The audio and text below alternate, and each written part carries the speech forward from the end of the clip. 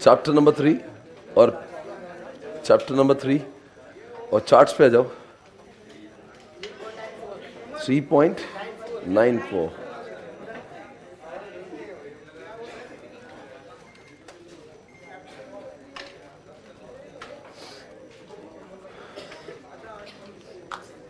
3.94 अमर, उसकी जरूरत नहीं है मेरे को, ऐसे भी ये लगने वाला है। चलो let's do it guys, come on. Good morning, hey good morning live streaming, good morning Gurukul के बच्चों। बहुत लोगों का मॉर्निंग हुआ ही नहीं अब तक। चलो let's start guys, come on, welcome back. So we are on chapter number 3। Chapter number 1 को कल हमने दी एंड किया था। आज हम लोग पढ़ेंगे कंपोनेंट्स ऑफ इंफॉर्मेशन सिस्टम, जिसमें 5 बच्चे hardware, software, data, people, network. सबसे पहले करेंगे यहाँ पे हार्डवेयर, आपको दिख रहा होगा, और उसके 4 बच्चे हैं। Input, process, output, storage. दिख रहा है इनपुट? जरा एग्जांपल देखो, कीबोर्ड, माउस कहाँ लिखेंगे? लिखना स्टार्ट करो fast fast. Keyboard, mouse, underline the word keyboard, mouse वहां पे लिखा हुआ, कीबोर्ड, माउस। स्कैनर देखो लिखा हुआ है, अंडरलाइन कर दो उसको। ये हार्डवेयर के 4 बच्चे, input, process, output, storage. Sunday के दिन जब आप पढ़ते हो बड़े क्यूट लगते हो। You look so cute when you study on Saturday. बोलता हूं मैं, ऑर्डर करता कुछ तो।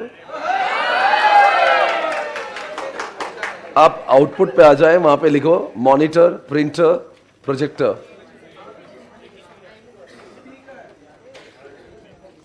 मॉनिटर,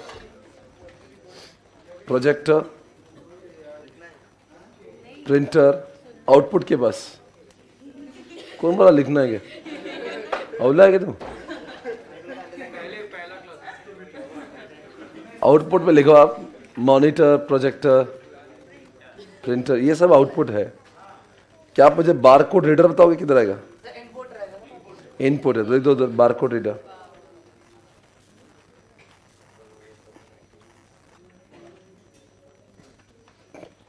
अब बात करेंगे जो इनपुट को आउटपुट में बदल दे, उसका नाम प्रोसेसिंग होता है। और आपको उसके बाजू में डेटा स्टोरेज के 4 बच्चे दिख रहे होंगे। डेटा स्टोरेज में आपको इंटरनल, प्राइमरी, सेकेंडरी, वर्चुअल दिख रहा होगा। इंटरनल के अंदर आपको कैशे भी दिख रहा होगा। कैशे के लिए लगा दो चिट्ठी। इतनी चिट्ठियां लगेगी, चिट्ठियां हिसाब से यूज करना, चिट्ठियों की बरसात होगी अब। चिट्ठियां, गुड मॉर्निंग डायपर। उसको इतनी खुशी होती है, मैं इसको डायपर जब बोलता हूँ।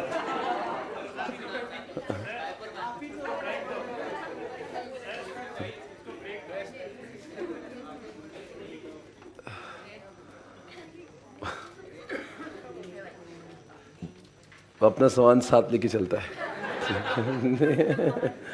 ओके, कैशे में कैशे बोल के आपने एक चिट्ठी लगाई होगी। Can you please tell me guys, cache का मतलब क्या है? जो लिखो most frequently used, most frequently used, most frequently used applications are stored on cache. Most frequently used applications are stored on cache. आपको याद है एक बार मैंने मदरबोर्ड और सब कुछ दिखाया था आपको, जिसमें कहा था इसको बार बार बाहर जाना पड़ता है। वो छोटा सा इंटेल का डिवाइस दिखाया था और बोला था कि इसका सब कुछ मेमोरी में अगर जाएगा, रैम में, तो उसका जाने आने में टाइम पास बहुत हो जाएगा। तो कुछ जो चीज़ें हम लोग बार बार यूज़ करते हैं वो कैशे में स्टोर हो जाती हैं। उसके नीचे प्राइमरी में आपको रैम रोम दिखता होगा, चिट्ठी लगा दो। एक साइड में रैम, एक साइड में रोम, एक साइड में रैम, एक साइड में रोम। जल्दी से लिखना। और लिक्विड इज वोलाटाइल, मैं रुकेगा नहीं है। ओके, वोलाटाइल बोलो, कौन सा वोलाटाइल होता है? रैम, जिसमें डेटा जाता है बार बार। मैं रुकेगा नहीं, फास्ट करना।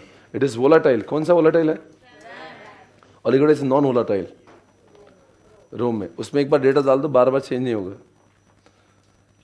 लिखो write once, read many times. ROM में, रोम में एक बार लिख देंगे, बाद में से पढ़ना ही पड़ेगा। Write once, read many times. Write once, एक बार लिख दो, से लिख दिया। उसका नाम है ना रीड ओनली। रीड ओनली यानी एक ही बार आप उसको लिख सकते हो, बाद में पढ़ सकते हो। Write once, read many times. और इधर लिखो रैम में क्या होता है, बार बार लिखो, बार बार पढ़ो। बार बार लिखो, बार बार पढ़ो, बार बार लिखो, बार बार पढ़ो।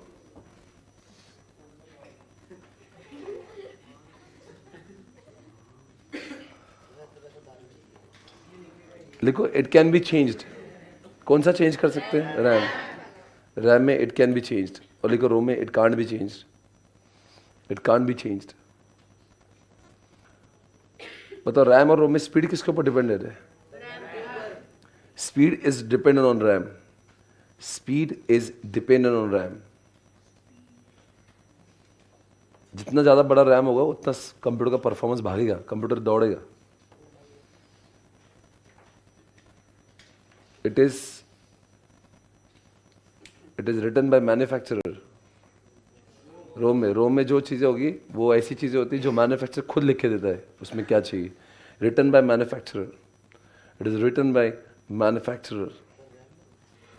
रोम में, उसमें रोम में क्या होता है, जो चीज़ें कंप्यूटर स्टार्ट करने लगती है वो रोम में होती है। यानी कि रोम में वो चीज़ें होती है जो कभी डिलीट ही नहीं होना चाहिए, तो इसलिए वो मैन्युफैक्चर लिख के भेजता है। रैम में तो क्या, हमने कंप्यूटर बंद किया चला जाता है, वापस जो हम लोग गाने बजाएंगे वहाँ जाएंगे और बंद करो चले जाएंगे।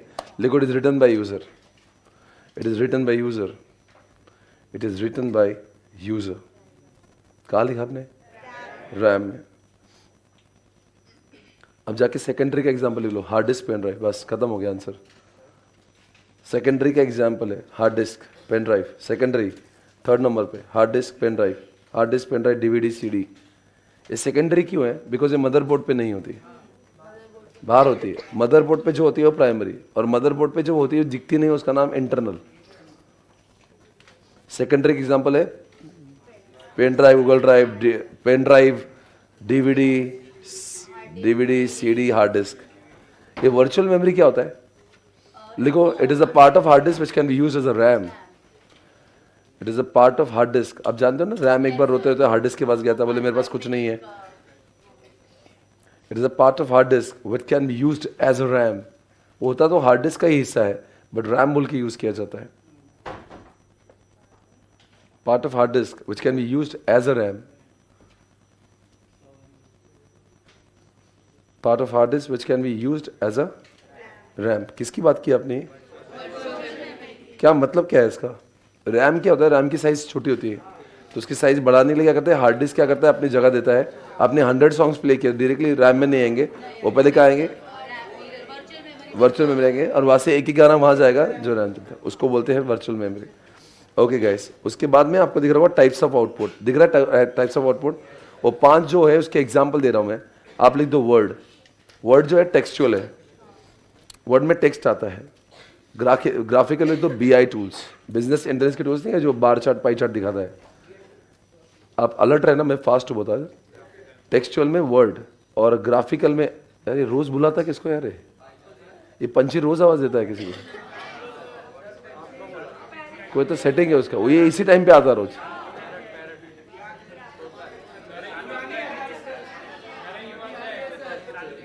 कोई तो है, कोई तो कुछ तो लेकर आता है इधर।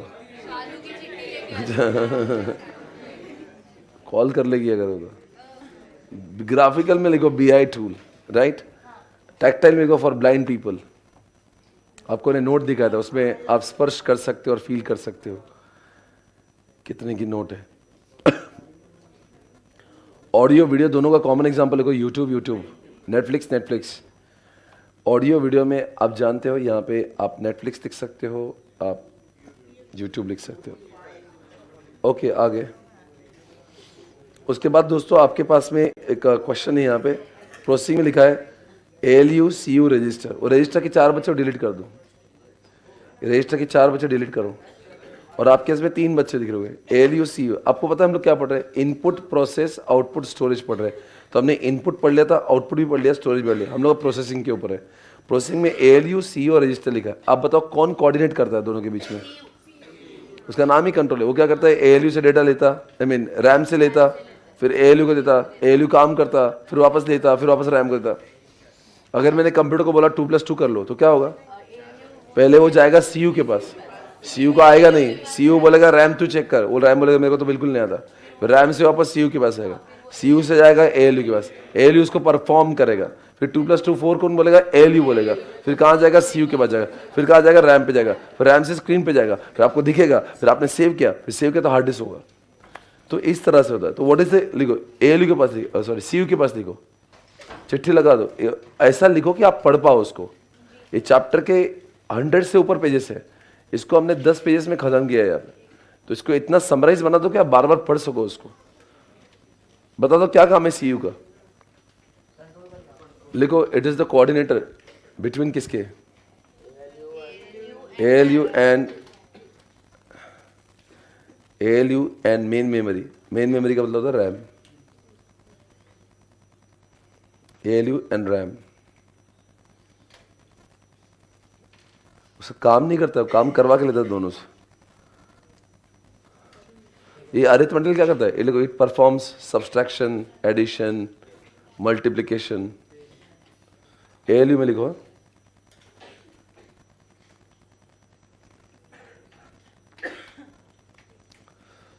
इट परफॉर्म्स, बोलो क्या?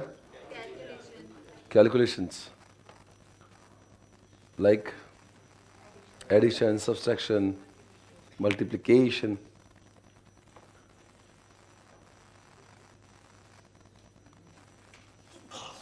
Right? Can you please tell me what is the usage of register over here? Liquid is a small memory of ALU. It is a small memory of ALU. क्योंकि प्लस माइनस करने के लिए भी आपको छोटा सा मेमोरी चाहिए रहता है। ये रजिस्टर में देखो, ALU तो काम करता है ना प्लस माइनस, तो उस प्लस माइनस करने के लिए इसको मेमोरी चाहिए रहती है, उसका नाम रजिस्टर है। Small memory of ALU। कौन, किसकी बात है? रजिस्टर। बेहतरीन, सही हो गया। आपने हार्डवेयर कर लिया बच्चों। अभी काम करो, वहाँ पे आ जाओ, आपको नेटवर्क दिख रहा होगा। लगाओ चिट्ठी नेटवर्क के लिए। लग गई? लिखो, when your 2 or more than 2 computers are connected. रोको मत आज, नेटवर्क पे आ जाओ। इतनी चिट्ठियाँ लगा देंगे आप भूल जाओगे किसकी कौन है। अरे तो मैं मस्ती कर रहा हूँ, आप अच्छे से लिखो। वो चिट्ठी जो लिख रहे हो और जो कंटेंट है उसमें कनेक्शन जोड़ो, वरना समझेगी नहीं किसकी कौन है। Memory technique. नेटवर्क में आप लिख रहे होंगे, हाँ, क्या लिखेंगे वहां पे बताइए? Whenever 2 or more than 2 computers are able to 2 or more than 2 computers are able to share data, printer,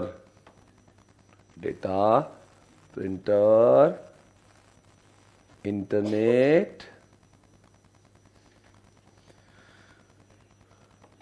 is called as network। मतलब बता दो मुझे इसका मतलब, बहुत क्लियर है इसका। अगर मान लीजिए अपने ऑफिस के कंप्यूटर एक दूसरे का डेटा देख पा रहे हैं, एक प्रिंटर सब में शेयर हो रहा है, एक इंटरनेट सब, तो समझ जाना ऑफिस में नेटवर्क है। अगर मैं यहाँ पे बोल रहा हूँ और लाइव स्ट्रीमिंग वालों को और यूट्यूब वालों को दिख रहा है, इसका मतलब क्या हुआ? इस कंप्यूटर का डेटा उधर से, देखो ये लैपटॉप का डेटा लाइव स्ट्रीमिंग वालों को, यूट्यूब वालों को उधर दिख रहा है, क्योंकि हमारे बीच में क्या है? इधर की बातें उधर जा रही है, इधर की आवाज उधर शेयर हो रही है, इधर का डेटा उधर शेयर हो रहा है। अपने ऑफिस में कॉन्सेप्ट होता है जिसका नाम है स्विच। स्विच में आप प्रिंटर लगा दो और ऑफिस के सारे कंप्यूटर्स वो स्विच में जोड़ दो, तो एक प्रिंटर सब में शेयर हो जाता है। तो इसका मतलब हो गया कि क्या मतलब हुआ इसका? It has a network. तो नेटवर्क लिखो, example of network, LAN, internet. LAN किसके लिए होता है? नाम है लोकल एरिया, ऑफिस के अंदर होता है। और यहां से यूट्यूब पे जाने के लिए इंटरनेट।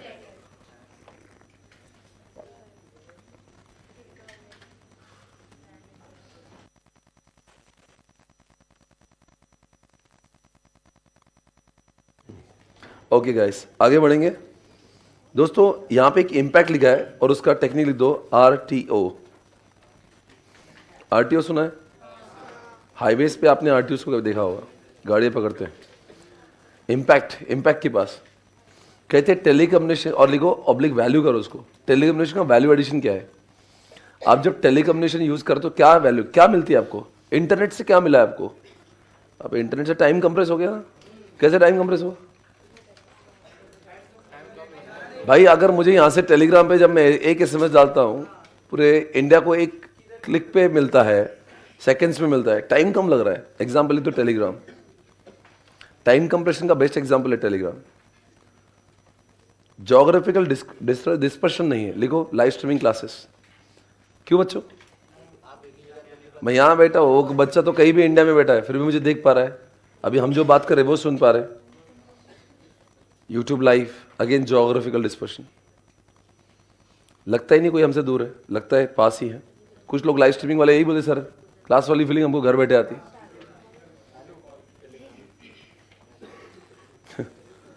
रिस्ट्रक्चरिंग बिजनेस रिलेशनशिप, या आपके रिलेशनशिप जो है देखो कस्टमर सप्लायर से अच्छे हो जाते हैं, बिकॉज कस्टमर आपसे और आप उससे कभी भी व्हाट्सएप ग्रुप बना के चैटिंग कर सकते हो। आप जितने कस्टमर है आपके, उन सबसे एक साथ कम्युनिकेट कर सकते हो। वेंडर्स का ग्रुप बना दो, पार्टनर्स का ग्रुप बना दो, बिजनेस करना आसान हो गया। RTO, R for what? Restructuring. और आपके रिलेशनशिप अच्छे हो गए, T से टाइम कम लगने लगा, O से जोग्राफिकल, ऐसा लगता नहीं कोई हमसे दूर है। टाइप्स ऑफ नेटवर्क में एग्जांपल लिखो, कनेक्शन ओरिएंटेड में एग्जांपल लिखो, कॉल्स। मैंने दीपिका पादुकोण को कॉल किया है, कॉल लगने से पहले बीप होता है, यानी कि पहले पूरा कनेक्शन चेक होता है, उसको बोलते हैं connection oriented. Example calls. Connection में, कनेक्शन लेस में एग्जांपल लिखो, SMS।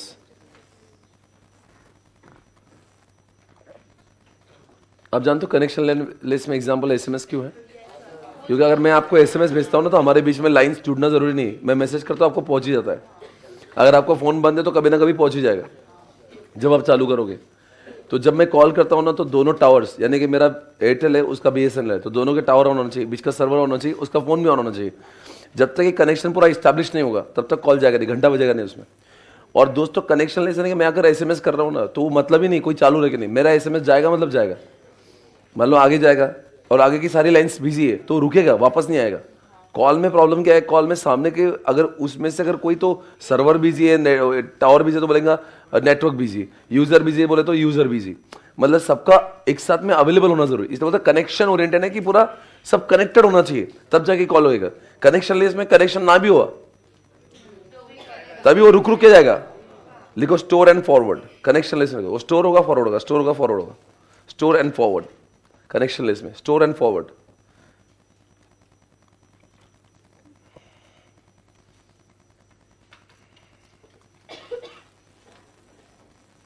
बराबर है? आगे बढ़ेंगे। उसके बाद में बेनिफिट्स लिखो, मोदी, चिट्ठी लग चुकी होगी उसके लिए। लिखो टेक्निक, मोदी, और ये सारे मोदी की कैरेक्टरिस्टिक्स आपको याद आ रहा होगा।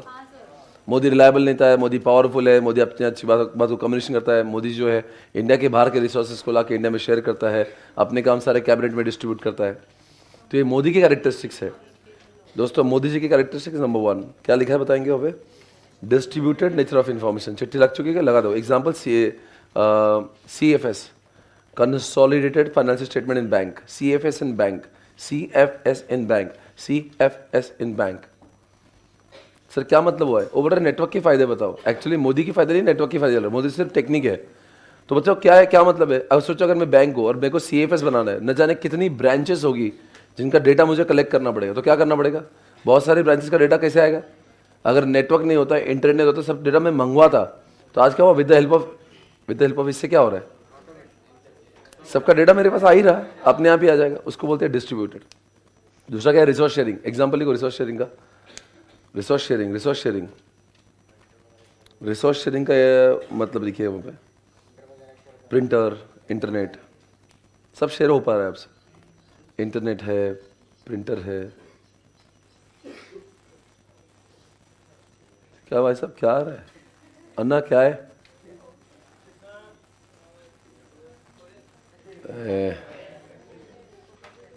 अन्ना को लेटर भेजा किसी चिट्ठी ने।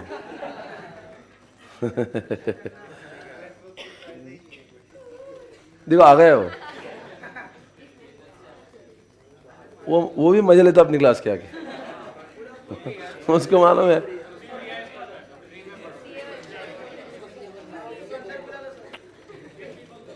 संडे के दिन भी वो आ रहा है, कितना मतलब वो है, सिंसियर है, सिंसियर पंछी है वो।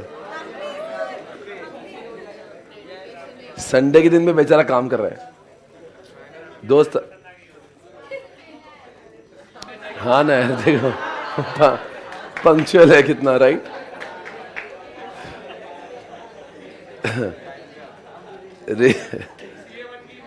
हाँ भाई, रिसोर्स शेयरिंग। आपने एग्जांपल लिख दिया, प्रिंटर है, इंटरनेट से ये हमारे ऑफिस में क्या होता है, एक ही प्रिंटर पे सारे लोग काम कर जाते हैं, एक ही इंटरनेट, तो इसलिए रिसोर्स शेयरिंग कहते हैं।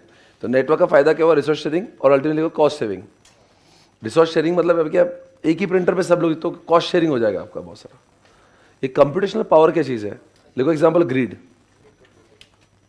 एग्जाम्पल ग्रिड लिखो। सर क्या मतलब है इसका, अरे भाई एक जगह पे काम चल रहा था आंटी का, अब वो आंटी आप पे खुद भी काम कर रही है और न जाने कितने डोनर्स जो आंटी को सर्विस दे रहे हैं वो भी काम कर रहे हैं, यानी कि पूरा पावर जो है डिस्ट्रीब्यूट हो रहा है, काम एक जगह पे नहीं चल रहा है।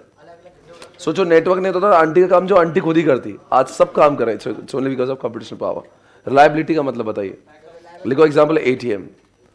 सोचो एक एटीएम बंद हो तो क्या होगा, दूसरे में जाएंगे, और दूसरा बंद हो तो आप बोलेंगे नेटवर्क का फायदा कर रहे हैं कि एटीएम का। अरे एटीएम चलता है किसकी वजह से, अरे एटीएम के अंदर इंटरनेट होता है, अगर एक एटीएम में तो हम दूसरे से लेते, पैसा मिलेगा जरूर, और चलो वहां से नहीं मिला तो जीपे से मिलेगा, वहां से नहीं तो बैंक ऑनलाइन बैंकिंग खोल देंगे।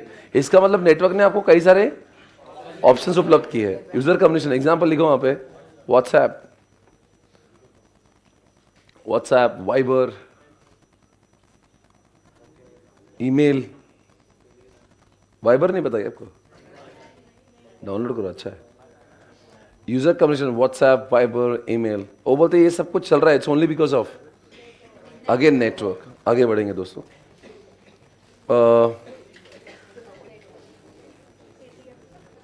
लगाओ चिट्ठी, वो सॉफ्टवेयर के पास चिट्ठी लगाओ, और एक साइड में लिखो ओएस, एक साइड में लिखो एएस। ओएस यानी कि ऑपरेटिंग सिस्टम, और एएस यानी कि application system.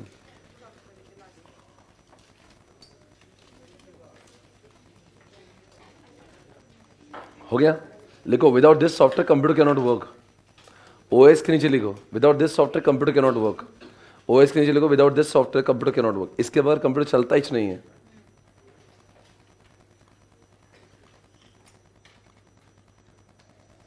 Without this computer can not work.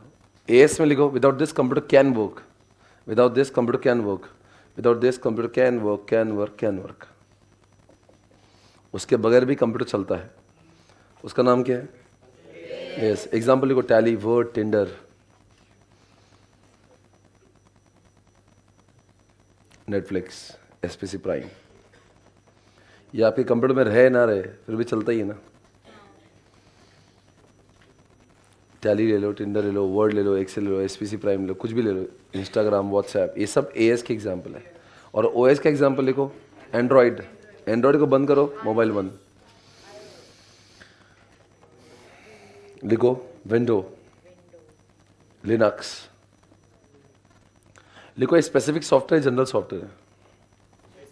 Specific यानी कि ये व्हाट्सएप पे सिर्फ चैटिंग होती है, टैली पे सिर्फ अकाउंटिंग होती है, एसपीसी प्राइम में सिर्फ लेक्चर देख सकते हैं, तो लिखो स्पेसिफिक सॉफ्टवेयर। तो एएस में लिखो स्पेसिफिक, और ओएस में जनरल। उसका नाम जनरल क्यों है,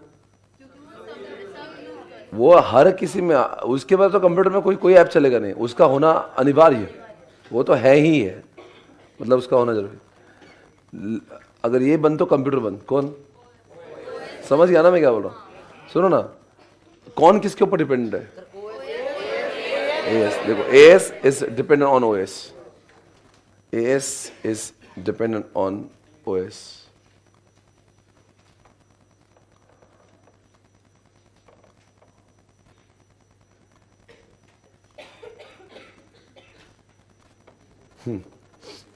सवाल पूछ रहे हैं यहाँ पे, ओएस जो है, ओएस की एक्टिविटी बताओ, क्या बोल रहा है, ओएस की एक्टिविटी। ओएस करता क्या है, आपने कंप्यूटर स्टार्ट किया, पासवर्ड कौन पूछता है, आपने कंप्यूटर से कोई फाइल डिलीट की, बोलता है are you sure you want to delete, आपने डिलीट किया, उसको रिसाइकल बिन में कौन डालता है, आपने कभी पैटर्न सेट किया, बार बार कौन पूछेगा, आपने कभी कंप्यूटर को बोला प्रिंट आउट दे, तो हमारी बातें प्रिंटर तक पहुंचती, प्रिंटर हमारा काम नहीं करता, हमारा संदेश जाएगा ओएस के पास, ओएस बोलेगा प्रिंटर को प्रिंट आउट दे दे, तब जाके प्रिंट आउट चालू होगा। मैंने बोला गाना बजा, स्पीकर, स्पीकर नहीं बजाएगा, मेरी संदेश जाएगा ओएस को, ओएस बोलेगा स्पीकर बजा, अब बजाएगा। मैंने कीबोर्ड पे माउस पे कुछ लिखा, वो स्क्रीन पे दिखता है, कौन करवाता है, यानी कंप्यूटर के आसपास जितने पेरिफेरल डिवाइसेस है वो सबके को चलाने के लिए OS ही लगता है, बगैर OS से कुछ नहीं चलता। सबसे फर्स्ट पॉइंट है आपके उसमें परफॉर्मिंग हार्डवेयर फंक्शन। देखो keyboard mouse can not work without OS। Keyboard mouse speaker, हाँ ये पूरे चिट्ठी लगेगा इसको, एक्टिविटीज़ को 6-7 पॉइंट है इसके। अब चिट्ठियाँ बचाओ मत, चिट्ठियाँ बचाएगी अटेम्प्ट लग जाएगा। 100-200 रुपये की चिट्ठी जाएगी, लाखों का अटेम्प्ट चल जाएगा। ROI देखो उसका चिट्ठियों का।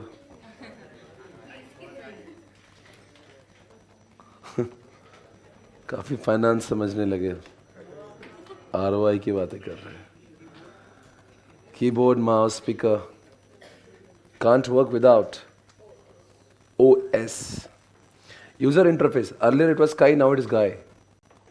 Earlier it was CUI, earlier it was CUI, now it is GUI. क्या बोल रहा है भाई? एक तो संडे दिमाग में घुस रहा नहीं, काय काय कर रहे हो? हाँ बोलो भाई। कई और गाई जो है ना, पहले क्या था ना, कमांड यूजर इंटरफेस था। आपको you are suppose to remember cryptographic commands.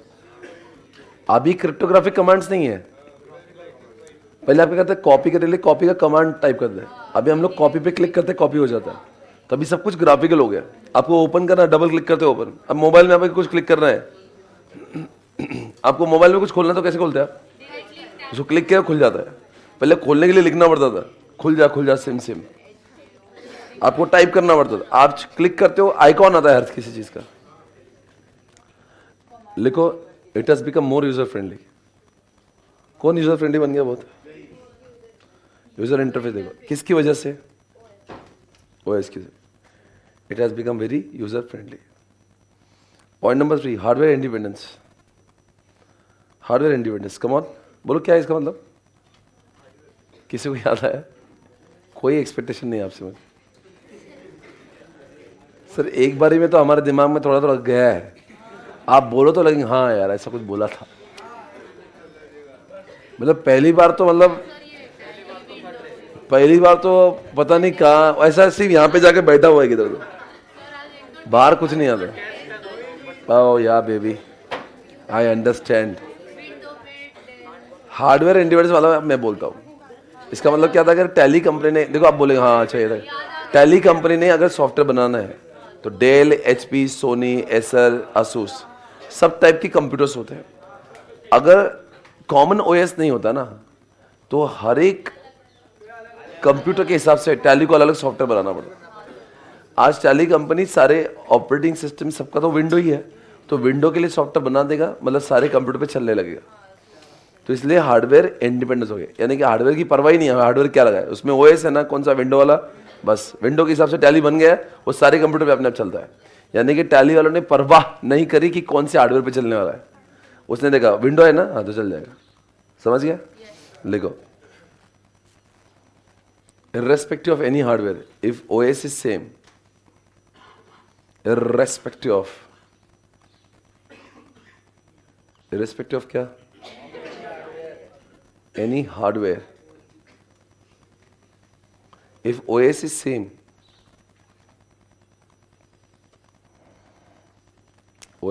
तो क्या होगा? Software will work. Memory management का एग्जांपल लिखो, कैशे नहीं, कैशे नहीं, वर्चुअल रैम। मेमोरी मैनेजमेंट का एग्जांपल लिखो, वर्चुअल रैम। सर क्या संबंध है इसका? आपने 100 गाने एक साथ प्ले किए, वो कहाँ पे जाएंगे? वर्चुअल रैम में। वहाँ से एक गाना ही जाएगा किधर? रैम में। फिर वो गाना खत्म होगा, फिर दूसरा जाएगा। पर करता कौन है? ये OS करता है।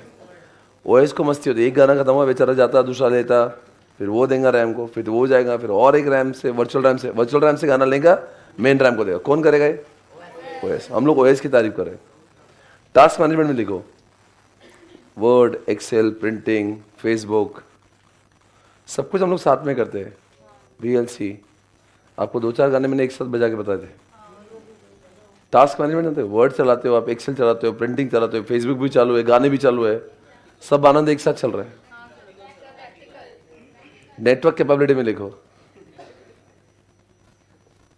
We can't use internet, hotspot without OS। Sir OS क्या क्या करता है? अरे सब करता है वो, ओएस की वजह से होता है सब कुछ. We can't use hotspot internet without OS. ये लॉजिकल एक्सेस क्या कॉन्सेप्ट है? लगो. Who ask you the password? Question mark. Answer OS. Who ask you the password? अरे कंप्यूटर ऑन किया, पासवर्ड किसने पूछा? आपने एक बार पासवर्ड सेट कर दिया है, बार बार वही पूछता है. इट मेक श्योर कि who ask you the password? File management. File management यानी कि आप जानते हो ये फाइल्स बनती है, फोल्डर, सी ड्राइव में इतने सारे फोल्डर्स, उसमें फोल्डर्स में फाइल, और उसमें भी कौन एक्सेस कर सकता है? लिखो लिखो. Files, folders,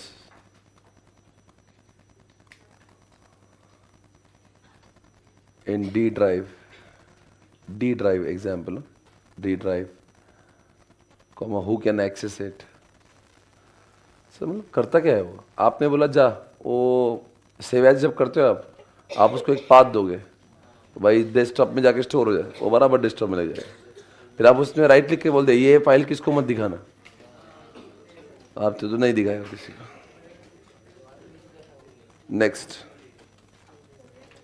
next page. People, hardware, software, data, people, network. People क्या, एक बात बताओ, अगर मैं टैली यूज कर रहा हूँ तो मैं कौन हूँ? और टैली कौन है? और कंप्यूटर कौन है? और वो कौन है? यहाँ से टैली का डेटा मुझे किधर और भेजना है? नेटवर्क. और टैली से जो डेटा बनता है बैलेंस शीट, वो क्या है? डेटा. एक सॉफ्टवेयर जब यूज करता हूँ ना, सिर्फ सॉफ्टवेयर नहीं होता, उसमें मैं लगता हूँ. मैं कौन? पीपल. कंप्यूटर लगता है हार्डवेयर, इधर से उधर भेजने के लिए नेटवर्क, और साथ साथ में जो सॉफ्टवेयर जनरेट करता है वो डेटा होता है. तो hardware, software, data, people, network. तो पीपल में लिखो कौन से लोगों को पीपल कहते हैं? लिखो यूजर,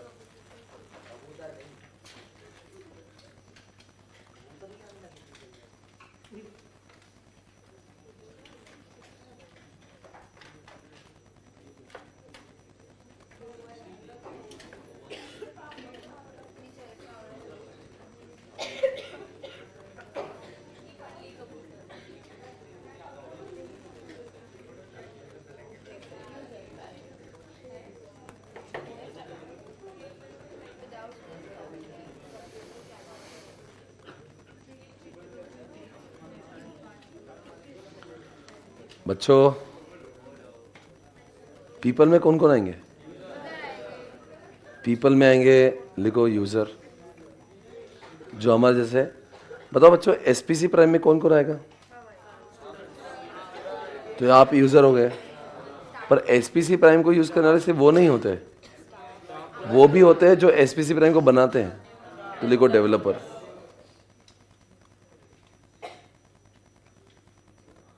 तो एक क्या हो गया? और एक क्या हो गया? फिर एक हो गया डिजाइनर, जो सॉफ्टवेयर के डिजाइन बनाता है.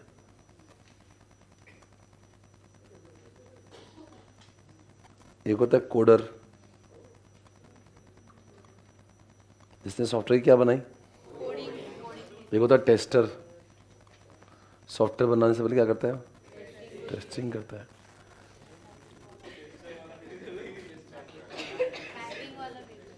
एक होता है मैनेजर, जैसे कोई टैली पे जो बंदा एंट्री करता है हो गया यूज़र. मेरे जैसे लोग जो रिपोर्ट देखते हैं वो बन गए मैनेजर्स. तो क्या है ना, एक सॉफ्टवेयर जब बनता है ना, उसमें एक लोग नहीं बहुत सारे लोग होते हैं. जो कुछ लोग बनाने वाले होते हैं, कुछ यूज़र्स होते हैं, कुछ मैनेजर्स होते हैं, सब लोग हैं. जोमेटो को यूज़ करने वाले लोग कौन है? आप जैसे लोग. पर जोमेटो का ओनर भी होता होगा, जोमेटो का डिज़ाइनर भी होता होगा, कोडर भी, ये सब लोग हैं. यानी कोई कुछ लोग बनाने वाले टीम से होते हैं, कुछ लोग यूज़र के टीम से होते हैं. Okay. Hardware, software, data, people, network. तो अब सब हो गया. हार्डवेयर भी ओवर, सॉफ्टवेयर भी ओवर, नहीं डेटा बाकी, पीपल हो गया, नेटवर्क हो गया. अब सिर्फ डेटा को करेंगे. आ जाओ मतलब डेटाबेस पे लिखो. डेटाबेस चिट्ठी लगी होगी. आपने कभी डेटाबेस के बारे में सुना है? आपको एक मेडिकल का एग्जांपल दिया था, एक मेडिकल जहाँ पे दवाई से जल्दी मिलती है और एक मेडिकल जिसमें दवाई जल्दी नहीं मिलती, यानी कि जिसने रखा होगा अच्छे से तो मिलेगी अच्छे से। कभी कभी ऐसा तो कोई मेडिकल हॉल से करता है, यानी कि वो अच्छे से रखता नहीं। वैसे ही फाइल्स का भी हो सकता है, अगर हमने फाइल्स को अच्छे से नहीं रखा तो मिलेगी नहीं। तो डेटाबेस ऐसा कॉन्सेप्ट है जहाँ पे सिस्टमेटिकली हम लोग फाइल रखते हैं ताकि जल्दी से मिले। देखो, systematic arrangement of files, systematic arrangement of files for faster access and retrieval, for faster access and retrieval, for faster access and retrieval.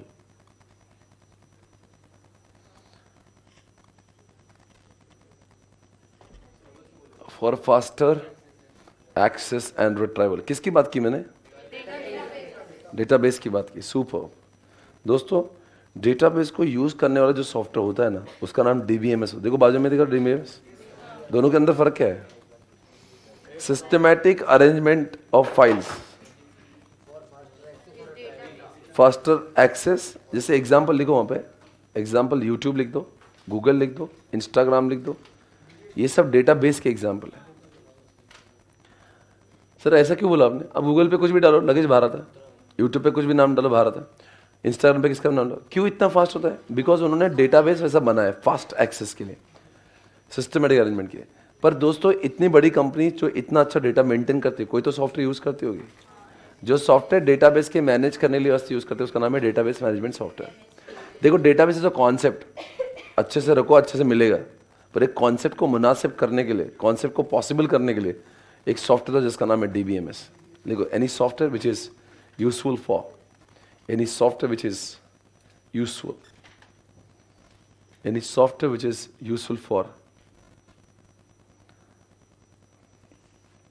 creation,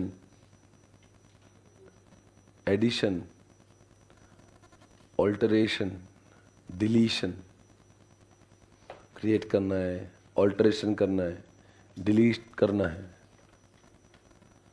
of database is called as what? It's called as DBMS. समझ गया सब कुछ? Okay, आगे बढ़ेंगे। आपके सामने DBMS के advantage दिख रहे हो, चिट्ठी लगा दो वहाँ पे। वैसे उसके नीचे एक क्वेश्चन है, उसको अंडरलाइन कर दो पहले। Operations perform by DBMS. बताएं सॉफ्टवेयर में ये डीबीएमएस आपको क्या क्या करने देता है? अरे आप एग्जाम्पल ले तो इंस्टा पे ये सब करते हो आप। बोलो इंस्टा पे एक नया पोस्ट ऐड कर सकते हो क्या? एडिशन अंडरलाइन करो। जो पोस्ट बना है उसको डिलीट कर सकते हैं इंस्टा पे? हाँ कर सकते हैं। सर एक लाइन भूल गया था डालना, उसमें डाल सकते हैं, डाल दो, इंसर्ट कर दो। मॉडिफाई करना, आपने कुछ तो कवर पेज लगाया था, वो कवर पेज चेंज करना है, कर दो, मॉडिफाई कर दो। डिलीट यानी कि आप बोले दो बार डिलीट क्यों? पूरा इंस्टाग्राम अकाउंट भी डिलीट कर सकते हो। एक तो इंस्टा का पोस्ट डिलीट करना वो ऊपर वाला है, डिलीशन नहीं तो पूरा इंस्टा का अकाउंट डिलीट कर सकते हो। रिट्राइव यानी कि आपको किसी शाहरुख खान को सर्च करना है, शाहरुख को सर्च कर सकते हो। रिट्राइव यानी ढूंढ के निकाल सकते हो। आपको उसमें किसी को भी ढूंढना है, मलाइका अरोरा ढूंढना है, दिख जाएगी बस। अरे यार सवेरे सवेरे तुम उसका नाम लेते हैं। इतनी जो संस्कारी जो महिला है उर्फी जावेद, ऐसे देवी माँ का नाम किसे ले लिया?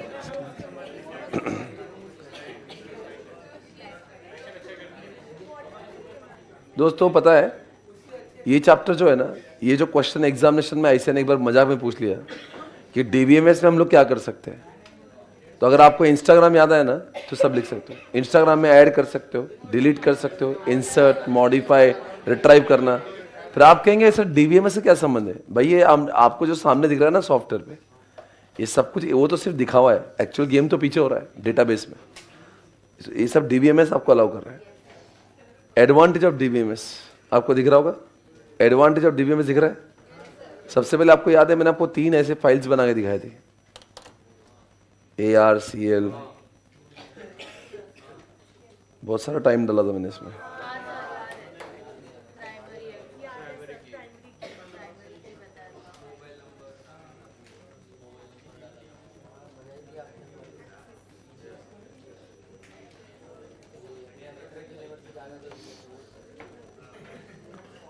आज श्री श्री रविशंकर हमारे बिल्डिंग में है।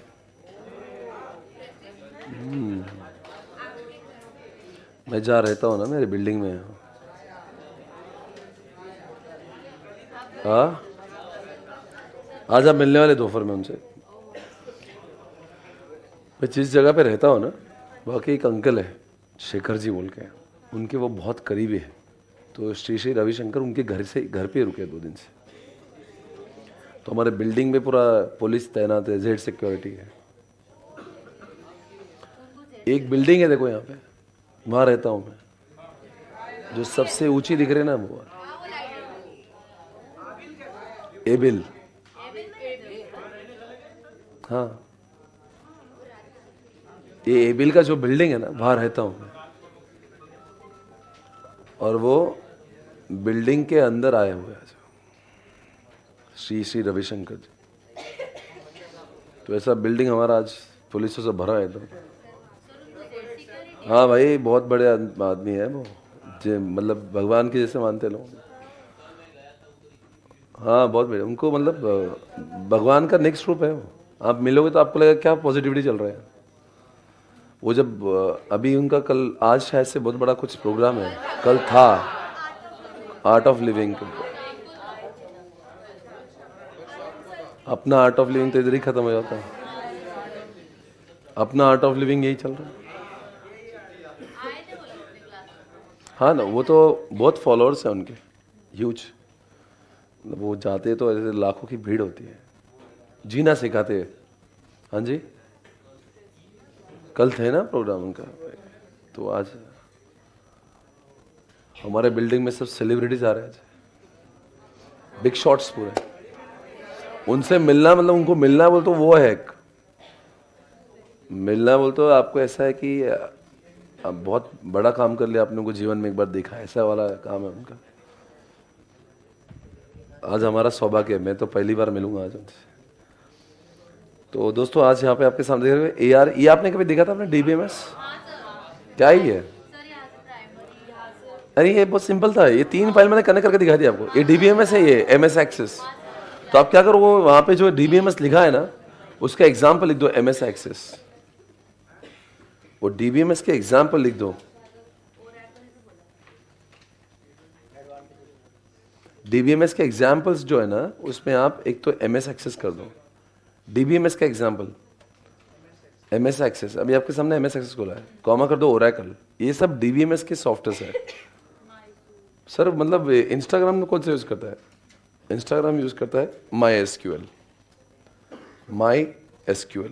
आप जब इंस्टा पे कोई पोस्ट करते हो ना, तो आपका इंस्टा का पोस्ट MySQL में जाकर स्टोर होता है।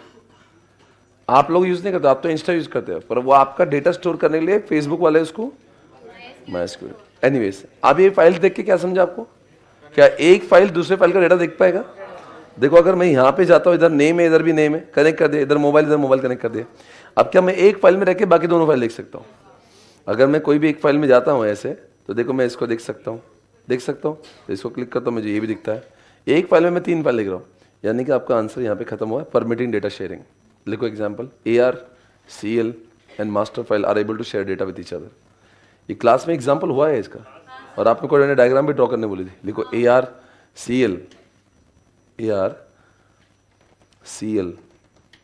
CL masters are able to share data. ये सब एक दूसरे के साथ डेटा शेयर कर पा रहे हैं। ओके। मिनिमाइजिंग डेटा रिडंडेंसी, क्या आप बता सकते हो रिडंडेंसी यानी डुप्लीकेशन कम हो रहा है? लिखो वहां पे, डुप्लीकेशन रिड्यूस्ड। बताओ यहाँ पे डुप्लीकेशन कैसे रिड्यूस्ड हो गई? बोल रहे नहीं आप? यहाँ पे पहले फाइल में आपने आधार लिखा है और पहले फाइल में पैन लिखा है, तो बाकी जगह पे लिखने की जरूरत ही नहीं, बिकॉज वैसे भी इधर का डेटा उधर दिखने वाला है। देखो आपने देखा ना, आधार लिखा है यहाँ पे पैन लिखा है, पर इधर क्यों नहीं लिखा? तो उधर से, इसलिए तो बोल रहा ना रिडंडेंसी नहीं है। लिखो Aadhaar comma PAN are return only once, not in all the files. Aadhaar comma PAN are return only once, सब जगह बने Aadhaar comma PAN are return only once. आगे बढ़ेंगे। इंटीग्रिटी मतलब क्या? डेटा इंटीग्रिटी मतलब डेटा जब अगर इनको चेंज करना है ना, तो हर देखो एंटिटी और कंसिस्टेंसी का मैं दोनों का फर्क दोनों भी साथ में बढ़ाता हूँ।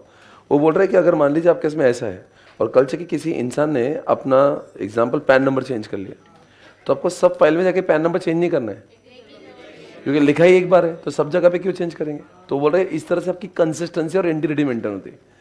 इनकंसिस्टेंसी कब होती, मान लो पैन नंबर सब में होता तो सब में जाके चेंज करना, और किसी फाइल में मैं गलती से भूल जाता तो एक में उसी इंसान का पैन अलग दिखता, एक में उसी इंसान का पैन अलग दिखता। आज ये प्रश्न ही नहीं है, क्यों, क्योंकि लिखा ही एक बार है, तो मैंने अपडेट ही करना एक बार है, तो सब जगह पे वही दिखेगा। लिखो इनके, अभी मैं कंसिस्टेंसी और इंटीग्रिटी का कॉमन एग्जांपल दे रहा हूँ। If user changes the pan, if user changes the pan, if user changes the pan, क्या होगा, it has to be changed only at, it has to be changed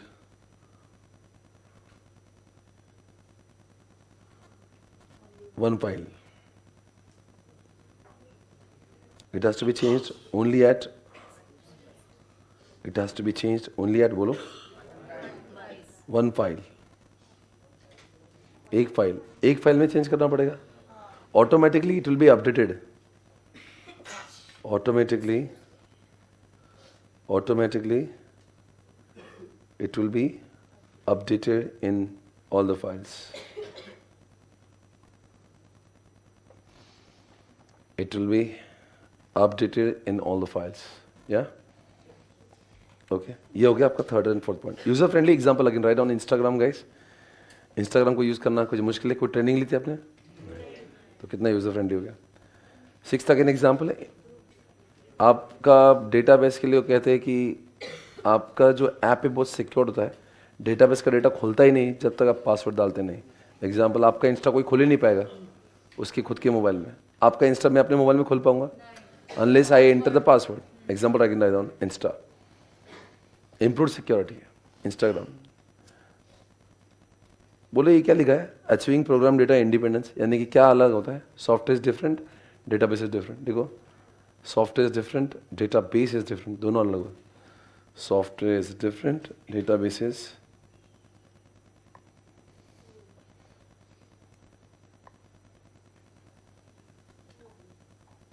software is different, database is different, okay.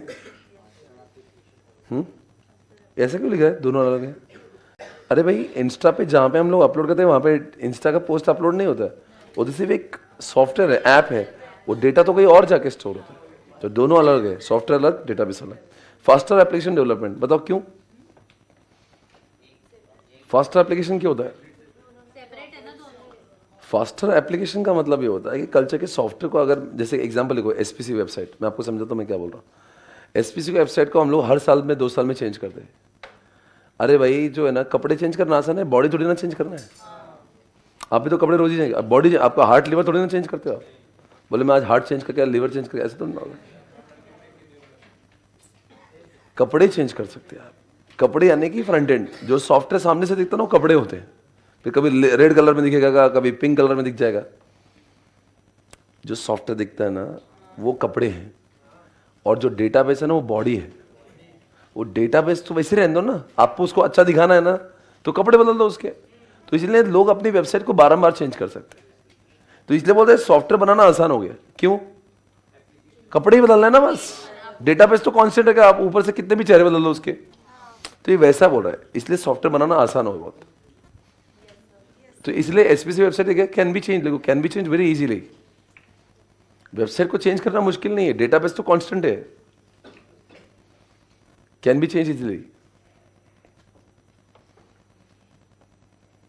क्या पढ़ा है मैंने, advantages of database. अब disadvantage में 2 point है, कौन से लिखो। For Instagram for Instagram owner, cost हमारे लिए नहीं, आप बोलेंगे इंस्टा तो हमारे पॉकेट में है, आपकी कौन बात कर रहे हैं। वो डीबीएमएस जो बनाता है, जो डेटाबेस रखता है, उनको महंगा है वो कॉस्ट। क्या लिखा आपने वहां पे, इंस्टाग्राम डेवलपर। और ये सिक्योरिटी का मतलब क्या है, ये सिक्योरिटी का मतलब क्या है। नहीं, अभी तो एडवांटेज में आपने लिखा सिक्योरिटी रहता है। अब जब कोई बुराई करते हैं ना भाई, ऊपर क्या लिखा है, बहुत सिक्योरिटी रहता है, बोले इंस्टा सिक्योरिटी। नहीं बोले सिक्योरिटी होता है, पर फिर भी कभी भी हैक हो सकता है। देखो बुराई करने के लिए तो कुछ भी बुराई कर सकते हैं दुनिया में, बुराई करने वाले लोग क्या एक बार नहीं ऊपर लेकर फायदे में बहुत भारी सिक्योरिटी थी, नीचे नहीं नहीं इतना सब कुछ है, पर फिर भी कभी भी लोग क्रैक तो कर ही सकते हैं। लिखो वहां पे सिक्योरिटी में, Insta can be cracked, Insta can be cracked, hacked.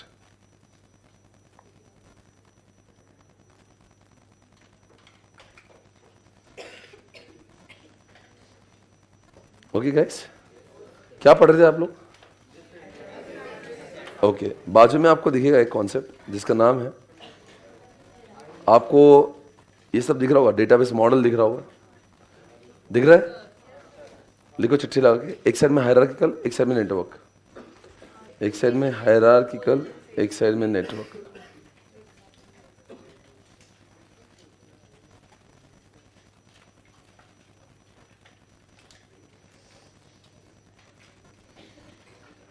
लिखो फ्लेक्सिबल।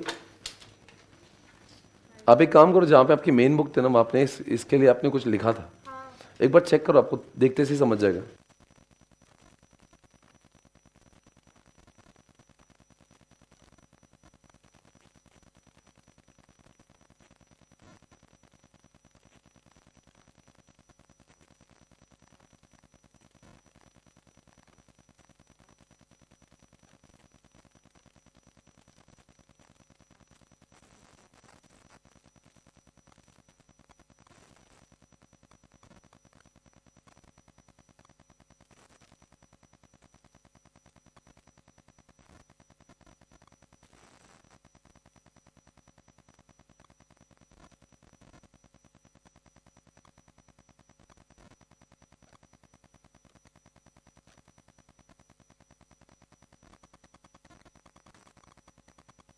आपके पास में लिखो ना रेफर, वहाँ पे वो इमेज को इधर लिख दो, रेफर वो डायग्राम्स।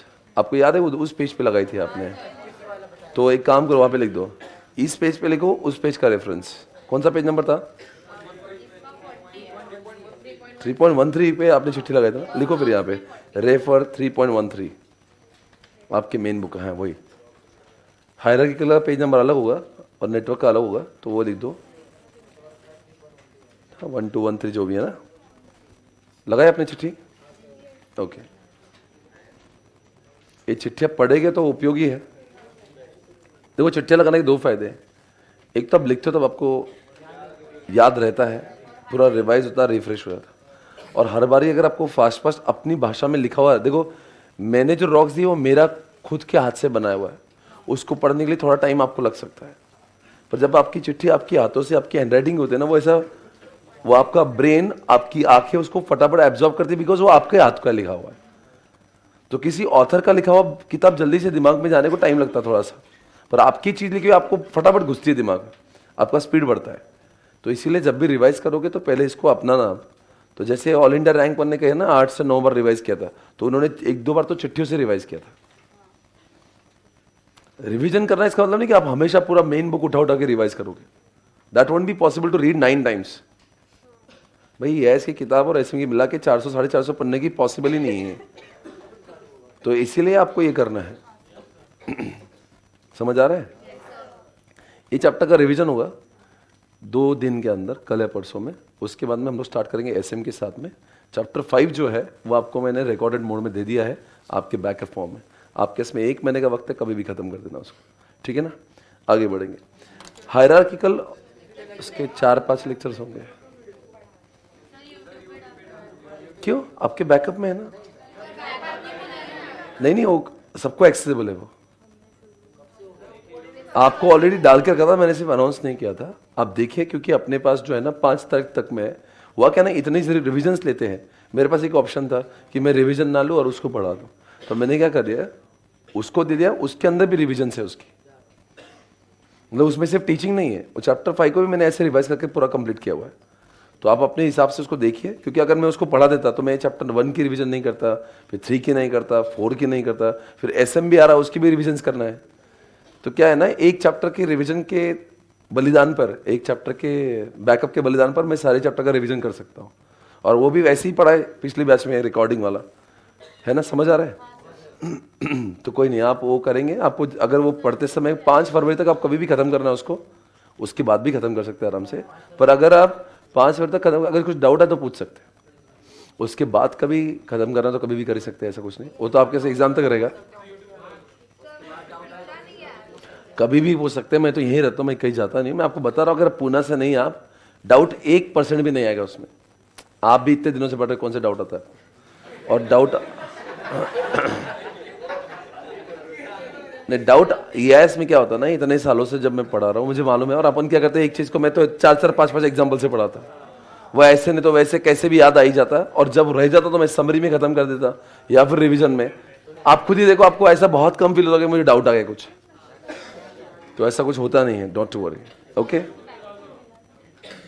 आपको मैं बता दूंगा कल पूजा को, यहाँ पे पूजा नाम की लड़की है जो ये सब काम करती है, वो यहाँ पे बताते हैं। उनको मैंने ऑलरेडी इन्फॉर्म किया था कि आपके बैकअप में डाल देना चाहिए, और उसने बोला था कि ऑलरेडी डाल चुके हैं। मैं बता दूंगा सब कुछ यहाँ पे। कल मंडे है राइट, तो यहाँ पे आके आपको बता देंगे कैसे उसको एक्सेस करना है। हाँ, पूजा आएगी। हाँ। उसका अपना चिंटू को भी लाएगी साथ में, जिसको कोई प्रॉब्लम है, पूजा आएगी बोल रहे। ठीक है, आगे बढ़ेंगे। हायरार्किकल एंड नेटवर्क, आपको लिखना है फ्लेक्सिबल। कौन सा फ्लेक्सिबल होगा? Network is more flexible, network latest है। और लिखो रिजिड, हायरार्किकल में लिखो रिजिड। इसमें से टॉप टू बॉटम चल सकते हैं। Hierarchical top to bottom, hierarchical में। हायरार्किकल का एग्जांपल लिखो आप, ICI BOS knowledge portal. Sir क्यों ऐसा बोला आपने? आपको कुछ भी एक चीज़ ढूंढना है ना, तो आपको ऊपर से नीचे जाना पड़ता है। आपको समझो 2018 मई का पेपर देखना है FM का, तो आपको पूरा वो जाना पड़ेगा, वहाँ पे इंटर में जाना पड़ेगा। फिर आपको वो नहीं, उसमें तो previous past examination question paper में जाना पड़ेगा। फिर उसमें से एक सब्जेक्ट चूज करना पड़ेगा, वो सब्जेक्ट में भी बहुत सारे अटेम्प्ट्स होंगे। यानी कि आपको अगर कोई भी ICI में अगर आपको पेपर देखना है तो डायरेक्टली पेपर पे क्लिक नहीं होता है। आपको ऐसे उसके पापा से बात करना है, फिर उसके पापा से बात करना है। आपको बच्चे से बात करने के लिए पापा से बात करना पड़ेगी पहले, बच्चों का एक्सेस डायरेक्टली नहीं मिलेगा। तो ये रिजल्ट टॉप टू बॉटम है। और इधर लिखो, नेटवर्क में top to bottom, bottom up दोनों भी। Top to bottom, bottom up. यहां पे बच्चे से भी डायरेक्टली बात कर सकते हो, कभी भी कहीं भी किसके साथ भी। बॉटम अप, एक बॉटम अप है, एक टॉप डाउन है। यानी कि कौन अच्छा हो गया? नेटवर्क में टाइम पास नहीं, आपको जो चाहिए सर्च करके डायरेक्ट उसके ऊपर जा सकते हो आप। मुझे और एक बात बोलना है, सुनो ना। टॉप डाउन और बॉटम अप में अगर मैं हायरार्की और नेटवर्क की बात करता हूं, तो आप बताओ, एक बच्चे के एक ही पापा होंगे हायरार्किकल में। अगर मान लीजिए आपको मैंने जो डायग्राम दी थी बना के, उसमें देखिए आप, एक बच्चे के एक ही पापा होंगे। पर मैं सोचता हूं कि 2-4 पापा का मिला के एक बच्चा चाहिए। वो यहाँ पे हायरार्किकल में पॉसिबल नहीं, वो सिर्फ नेटवर्क में पॉसिबल है। आप बोलेंगे CA फाउंडेशन का डेटा दो लाइव स्ट्रीमिंग का, ये एक बच्चा है। फिर CA foundation Gurukul, CA foundation face to face, अब तीन चीज़ों का मिला के सारा CA फाउंडेशन का एक बच्चा चाहिए मुझे। तो इसके 3 पापा हो गए, एक बच्चा हो गया। ऐसा मुमकिन नहीं है हायरार्किकल में, ऐसा मुमकिन है नेटवर्क में। मेनी पापा का एक बच्चा, it is possible only in network. लिखो, 1 child can have many parents. कहां पे? नेटवर्क में। और हायरार्किकल में 1 child can have only 1 parent. एक बच्चे से एक ही पापा होंगे, अफसोस। क्योंकि आप अगर बिजनेस कर रहे हो, आपको मल्टीपल चीजों को जोड़ के एक बच्चा चाहिए होता है। सोचो ना, अगर आपको 150 ब्रांचेस आपकी है, सबका मिला के आपको एक कंसोलिडेटेड सेल्स रिपोर्ट चाहिए, तो उसके साथ तो 150 पापा हो जाएंगे, एक बेबी हो जाएगा, तो हो ही नहीं सकता। ERP हायरार्किकल पे चलता ही नहीं, ERP तो नेटवर्क पे ही चलेगा। क्यों? आप अगर मैं यहाँ पे बैठा हूँ, यहाँ पे पुणे में बैठा हूँ, मेरी ब्रांचेस है 160, तो सबका मिला के एक सेल चाहिए ना, तो उसके इसमें 160 पापा का एक बच्चा चाहिए मेरे को। तो इसलिए दोस्तों नेटवर्क का इस्तेमाल ERP में होता है। आप लिखो यहाँ पे रिश्ते बताता हूँ मैं, 1 to 1, 1 to many। लिखो O2O, O2M। लिखो O-O-O। कहाँ लिखेंगे आप? हायरार्किकल में। O-M भी लिखो, वो भी हायरार्किकल में 1 to 1 भी होता है, 1 to many भी होता है। पर नेटवर्क में ऐसा नहीं होता है। वहाँ पे O2 लिखो, अब नेटवर्क में बहुत कुछ होता है। O2O तो होगा ही, O2M होगा ही, M यानी कि मेनी, O यानी कि वन, ओके। पर इसमें M2O भी होगा। M2O क्या रहेगी? मेनी टू वन, मेनी पापा का एक बच्चा। और M2M भी होता है, बहुत सारे पापा बहुत सारे बच्चे मिला के कुछ भी कर रहे हैं।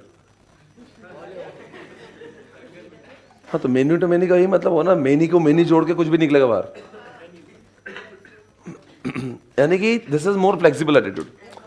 ये जो बातें कर रहे हैं हम लोग, फाइल्स की बातें कर रहे हैं। कोई भी फाइल्स को जोड़ दो, किसके साथ भी जोड़ दो, बच्चे बाहर आएंगे। ये है नेटवर्क में। हायरार्किकल में जो डिफाइन किया वही, ऐसे कुछ भी रिश्ते नहीं बना सकते। रिलेशनल में आ जाओ, तीसरा लिखो रिलेशनल का एग्जाम्पल। रिलेशनल का example my SQL, MS access, ये जो देखा था ना आपने, ये सब, ये जो है रिलेशनल है। ये जो आपके सामने स्क्रीन पे है, ये रिलेशनल है। इसका डायग्राम आपने ड्रॉ किया था, मुझे याद है इसका डायग्राम आपने ड्रॉ किया था। ये ड्रॉ किया है आपने, कहाँ पे ड्रॉ किया, उसका रेफरेंस दो इधर। मुझे पता नहीं आपने कहाँ ड्रॉ किया था, मेन बुक में जब मैं पढ़ा था तब ड्रॉ किया था, उसका रेफरेंस इधर दे दो। वापस से ड्रॉ नहीं करेंगे, रेफरेंस दो। दे दिया रेफरेंस, दे दिया रेफरेंस, दे दिया रेफरेंस, ओके। बोलो बच्चों क्या दिया?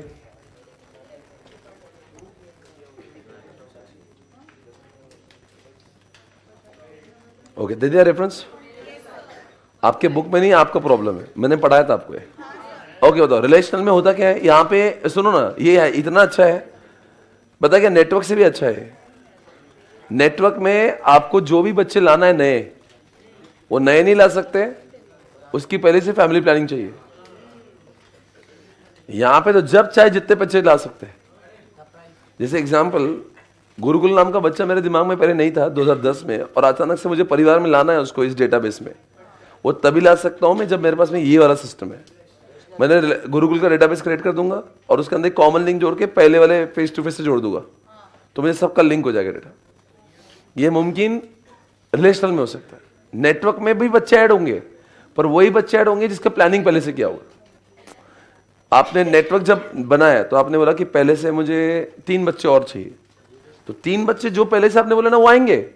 पर कभी अनशन एक नया बच्चा है जो पहले सोचा ही नहीं था, या आप मान लो कोई ऐसे नया बिजनेस में आ रहे हो जो एक पहले से सोचा ही नहीं था, तो वो बच्चा इसमें ऐड ही नहीं होगा। मतलब कौन सा ज्यादा फ्लेक्सिबल है? रिलेशनल। तो रिलेशन में क्या होता है, you can add more and more tables by having something common. देखो, more tables can be added provided there is something common. More tables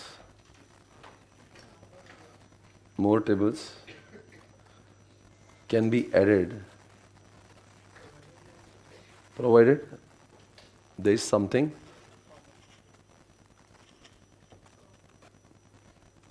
more tables can be added provided there is something क्या बोल रहा है common? क्या? हाँ, कुछ तो common चाहिए, नहीं तो कैसे लिंक होएगा, है ना? लिखो मोस्ट फ्लेक्सिबल, लेटेस्ट। ये मोस्ट फ्लेक्सिबल है, लेटेस्ट है, इससे अच्छा कुछ नहीं जिंदगी में। यानी कि सर हायरार्की और नेटवर्क से भी अच्छा कौन है? रिलेशनल, बेहतरीन। हाँ, ERP नेटवर्क में भी यूज होता है, और आजकल के लेटेस्ट ERP में रिलेशनल में बन रहा है। तो भी सारे के सारे जो ERP है आजकल रिलेशनल में बना रहे हैं अपने आप। हाँ, इसलिए तो मैं गुरुकुल को ऐड कर पाया ना इसमें। अब एक काम करो, रिलेटेड कॉन्सेप्ट में आ जाओ डेटाबेस के। इसमें बिग डेटा, डेटा वेयरहाउस और डेटा माइनिंग, आपको तीनों कॉन्सेप्ट याद होंगे। बिग डेटा के पास में एक चिट्ठी लगाओ। आई होप चिट्ठी लगाने की जगह बची भी है। देखो example, organisations like Amazon, big data के पास आओ। Organizations like Amazon has got huge amount of data. Organizations like Amazon has huge amount of data. बहुत डेटा है, बहुत huge amount of data. बताओ क्या प्रॉब्लम हुआ इससे? It is very difficult to analyze with the conventional methods.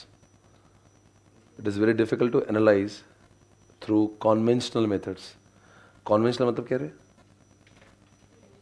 Traditional, पुरानी तरीकों से। Conventional method very difficult to analyze through conventional method. That is why what? अरे बोलो क्या? That is why big data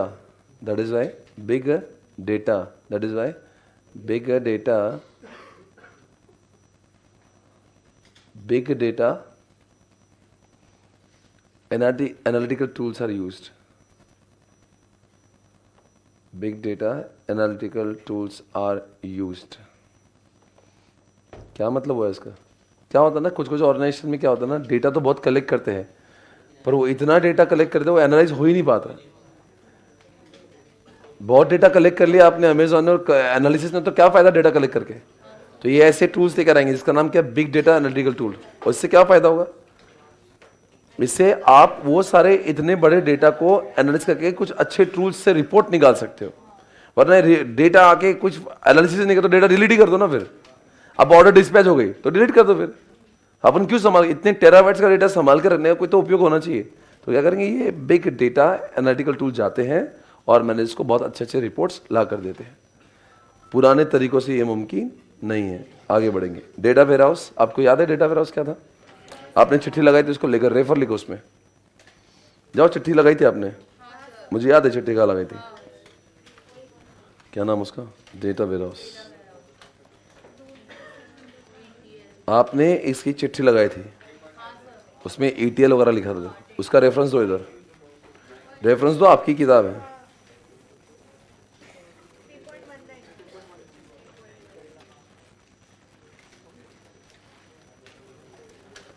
ये देखो ऐसे वाला चिट्ठी। बताओ क्या था जब when data warehouse was not there, हम लोग क्या करते थे? चिट्ठी लगाओ, उसके लग गया, रेफरेंस दे दिया। इधर स्क्रीन पे देख लो एक बार। जब डेटा वेयरहाउस नहीं था ना, तो यह था हर कोई डिपार्टमेंट के लोग अपना डेटा अपने फॉर्मेट में स्टोर करते थे। कोई एक्सेल में, कोई टैली में, कोई किस में, कोई किस में। अब क्या हुआ, जब से दुनिया में कौन आया? जब से दुनिया में आया है डेटा वेयरहाउस, उससे क्या हुआ? अरे कब हटेगा? किधर? हाँ,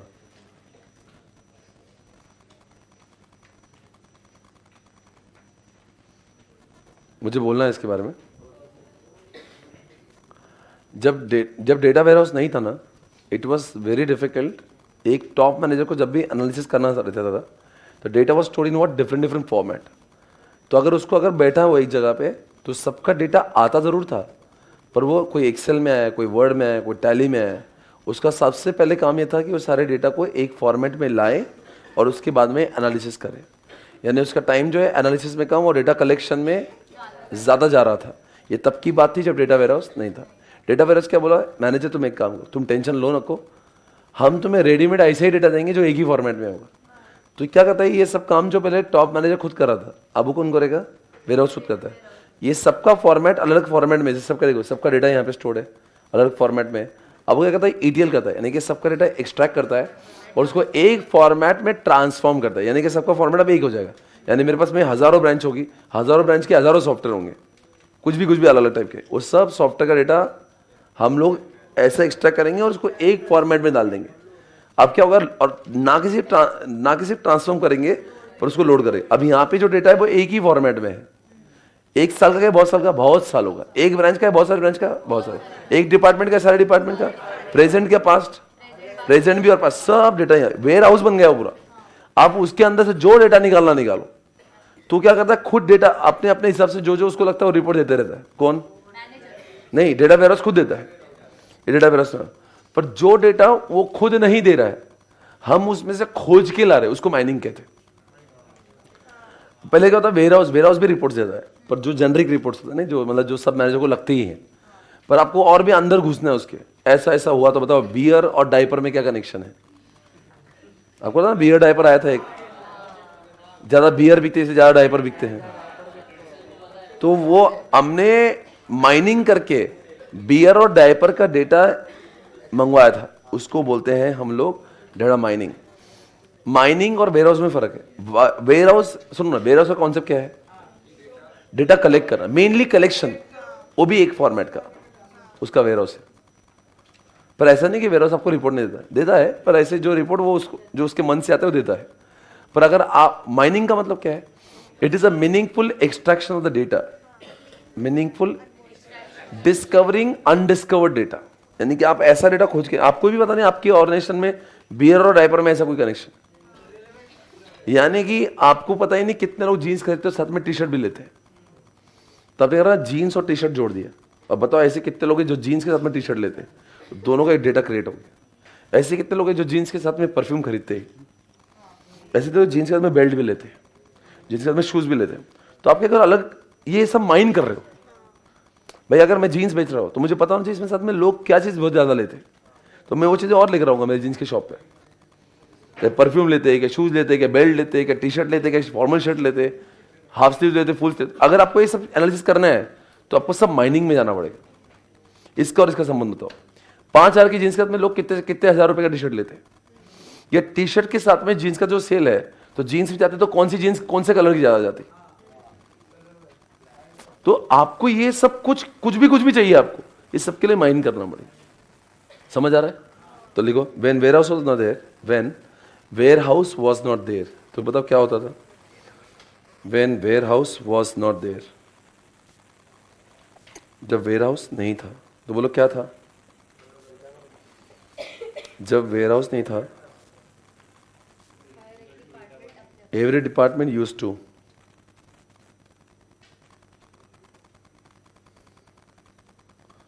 every department, branch used to store data in different formats. Every department, branch used to store data in कौन से format? Different format. Store data in what? Different format. आप बोलो क्या? With the help of, बोलो क्या बोलेंगे?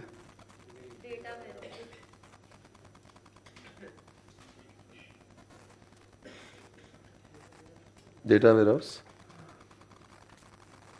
All the data will be extracted and transformed into what?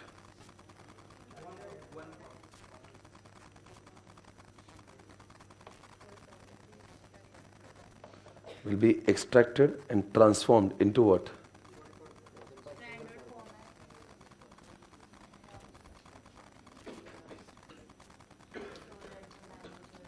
Into one format, so that top managers can analyze data. Top managers can analyze data properly.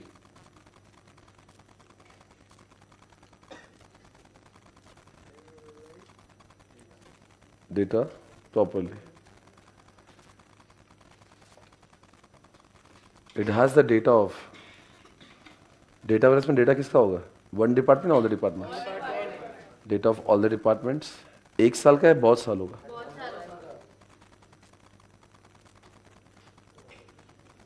Data of all the departments, all the branches, many years,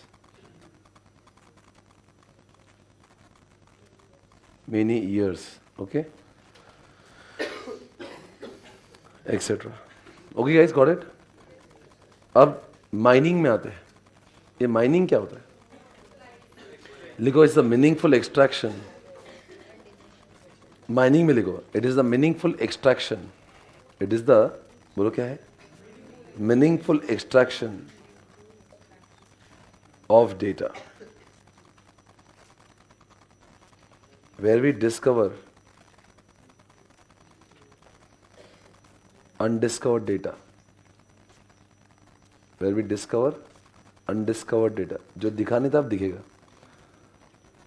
नहीं, data warehouse पहले से था आपके पास में, पर आपको पता ही नहीं ऐसा भी हो रहा है।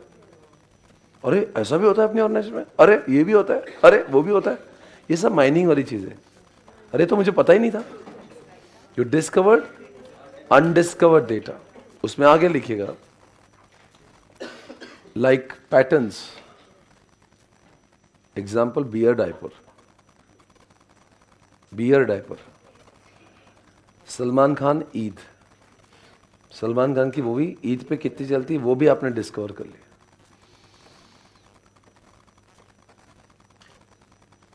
Example sliding phone, launching of sliding phone, आपको याद नहीं आ रहा होगा? क्या मतलब इसका पता है? स्लाइडिंग फोन क्या बोल रहा है? आपको ये डेटा माइनिंग के लिए आपको मैंने स्टेप्स बताए थे, यू रिमेम्बर इट? वो क्या स्टेप्स थे उसके?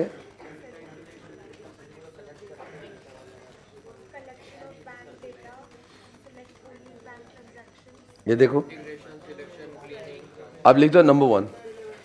मैं आपको समझाता हूँ, ये सारे डेटा माइनिंग के स्टेप्स है। चिट्ठी लगा दो डेटा माइनिंग के स्टेप्स के लिए।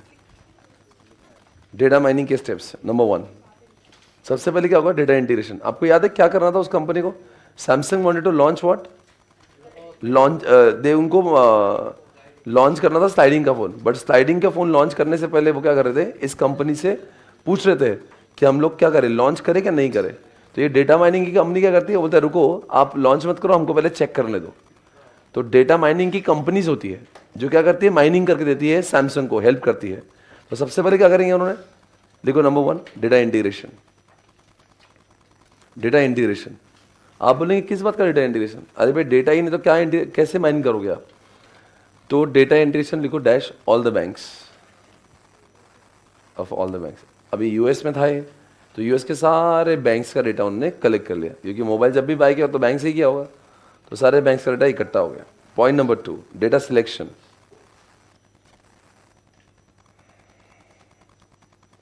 कोई बताएगा डेटा सिलेक्शन क्या होता है? नहीं, सिलेक्शन में क्या होता है कि आप देखो बैंक से लोगों ने मोबाइल ही बाय नहीं किया तो बहुत कुछ और भी बाय किया होगा। तो लिखो, लिखो सिलेक्ट, डेटा सिलेक्शन नाम दो, सिलेक्ट मोबाइल ओरिएंटेड ट्रांजैक्शंस। अच्छा, तो पहले सब कलेक्ट किया, फिर उसमें से मोबाइल का रखा, बाकी सब हटा दिया, वो भी बात ठीक है। नंबर तीसरी बात डेटा क्लीनिंग।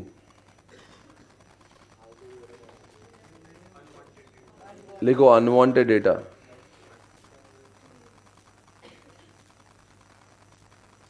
लाइक अब मोबाइल के एनालिसिस के लिए अगर उसने कुछ भी उसमें होगा तो क्या काम का? एग्जाम्पल पेन, अगर हमें उसके पेन नहीं लगता तो पेन डिलीट कर देंगे। अब वो कितने बजे आया था? लिखो टाइम, कौन से कितने बजे? 3 बजे आया था क्या? दोपहर में 2 बजे आया था? क्या मतलब है? मुझे तो सिर्फ जानना है कि उसने स्लाइडिंग लिया है क्या नॉन स्लाइडिंग, वो कितने बजे आया, क्या फ़र्क पड़ता है ना? देखो कॉमा ईमेल आईडीज, क्योंकि उसने जब बाई तो अपना ईमेल आईडी दिया था मुझे, उसने अपने आधार भी दिया था, एक्सेट्रा। अभी जो मुझे एनालिसिस करना है जिसके अंदर जो काम का नहीं वो हटा दिया मैंने, और साथ साथ में यहाँ पे लिखा है जो डेटा उसमें नहीं वो डाल दिया। कभी कभी कुछ फोन का डेटा उसमें सामने लिखा ही नहीं होगा स्लाइडिंग का है कि नॉन स्लाइडिंग का, तो हमने हाथों से लिखा उसको। ये देखो यहाँ पे लिखा है, देखो are not clean and may contain what? Errors, missing values, noisy, यानी कि कुछ डेटा उसमें नहीं होगा तो हम उसमें लिख के कंप्लीट करेंगे। लिखो we can also add missing data, we can also add missing data. ये सब आता है आपका डेटा क्लीनिंग में। We can also add missing data. अच्छा सर हो गया। अब तो क्या हो गया, अभी सब मोबाइल वाला डेटा है वो भी अच्छा हो गया। अब क्या करेंगे पॉइंट नंबर 4 में? Transformation, data transformation. Data transformation 2 part में डिवाइड करेंगे, sliding, non sliding. Divide it into 2 parts, sliding, non sliding. Sir क्यों कर रहे हैं आप डिवाइड? वही तो ढूंढना है ना कि स्लाइडिंग कितने लोग ले रहे हैं, नॉन स्लाइडिंग कितने ले रहे हैं। स्लाइडिंग, नॉन स्लाइडिंग, आपने ट्रांसफॉर्म कर दिया उसको। अब क्या करेंगे? Next point data mining.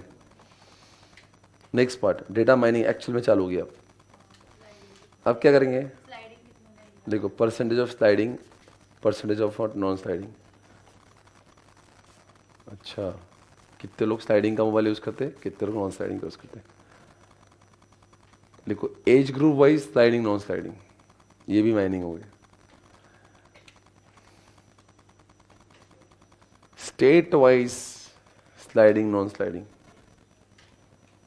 Brand wise, Samsung wise, Nokia wise, Apple wise, brand wise sliding non sliding. ये सब माइनिंग में आप जितना बोलो यार उतना हो सकता, वैल्यू वाइज भी कर लिया एक्सेट्रा कर दो।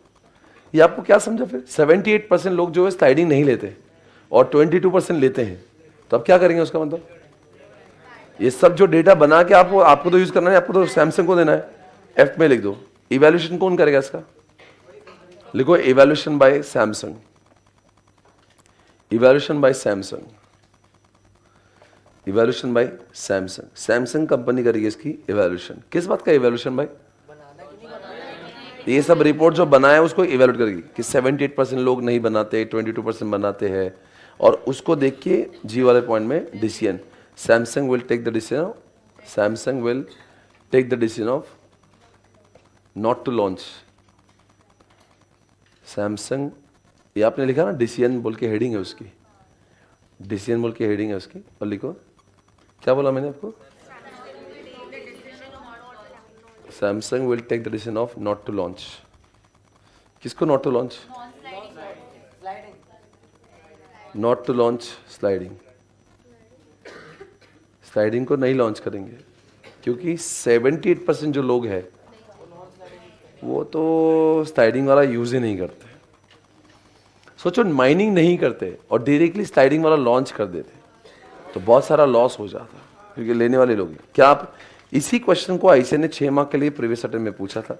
डेटा माइनिंग के स्टेज बताए। नंबर 1, डेटा आपने इंटीग्रेट किया, ना कैसे इंटीग्रेट, फिर डेटा को सेलेक्ट किया, सेलेक्ट करने के से मोबाइल वगैरह का बाकी से बांटा, फिर उसको क्लीन किया, फिर उसको ट्रांसफॉर्म किया स्लाइडिंग नॉन स्लाइडिंग में, फिर उसका माइनिंग चालू किया, फिर रिपोर्ट बनाकर आपने इवैल्यूएट किया और आपने डिसीजन लिया। वन सेकेंड, नंबर 1, पहले क्या किया आपने? इंटीग्रेट किया, सेलेक्ट किया,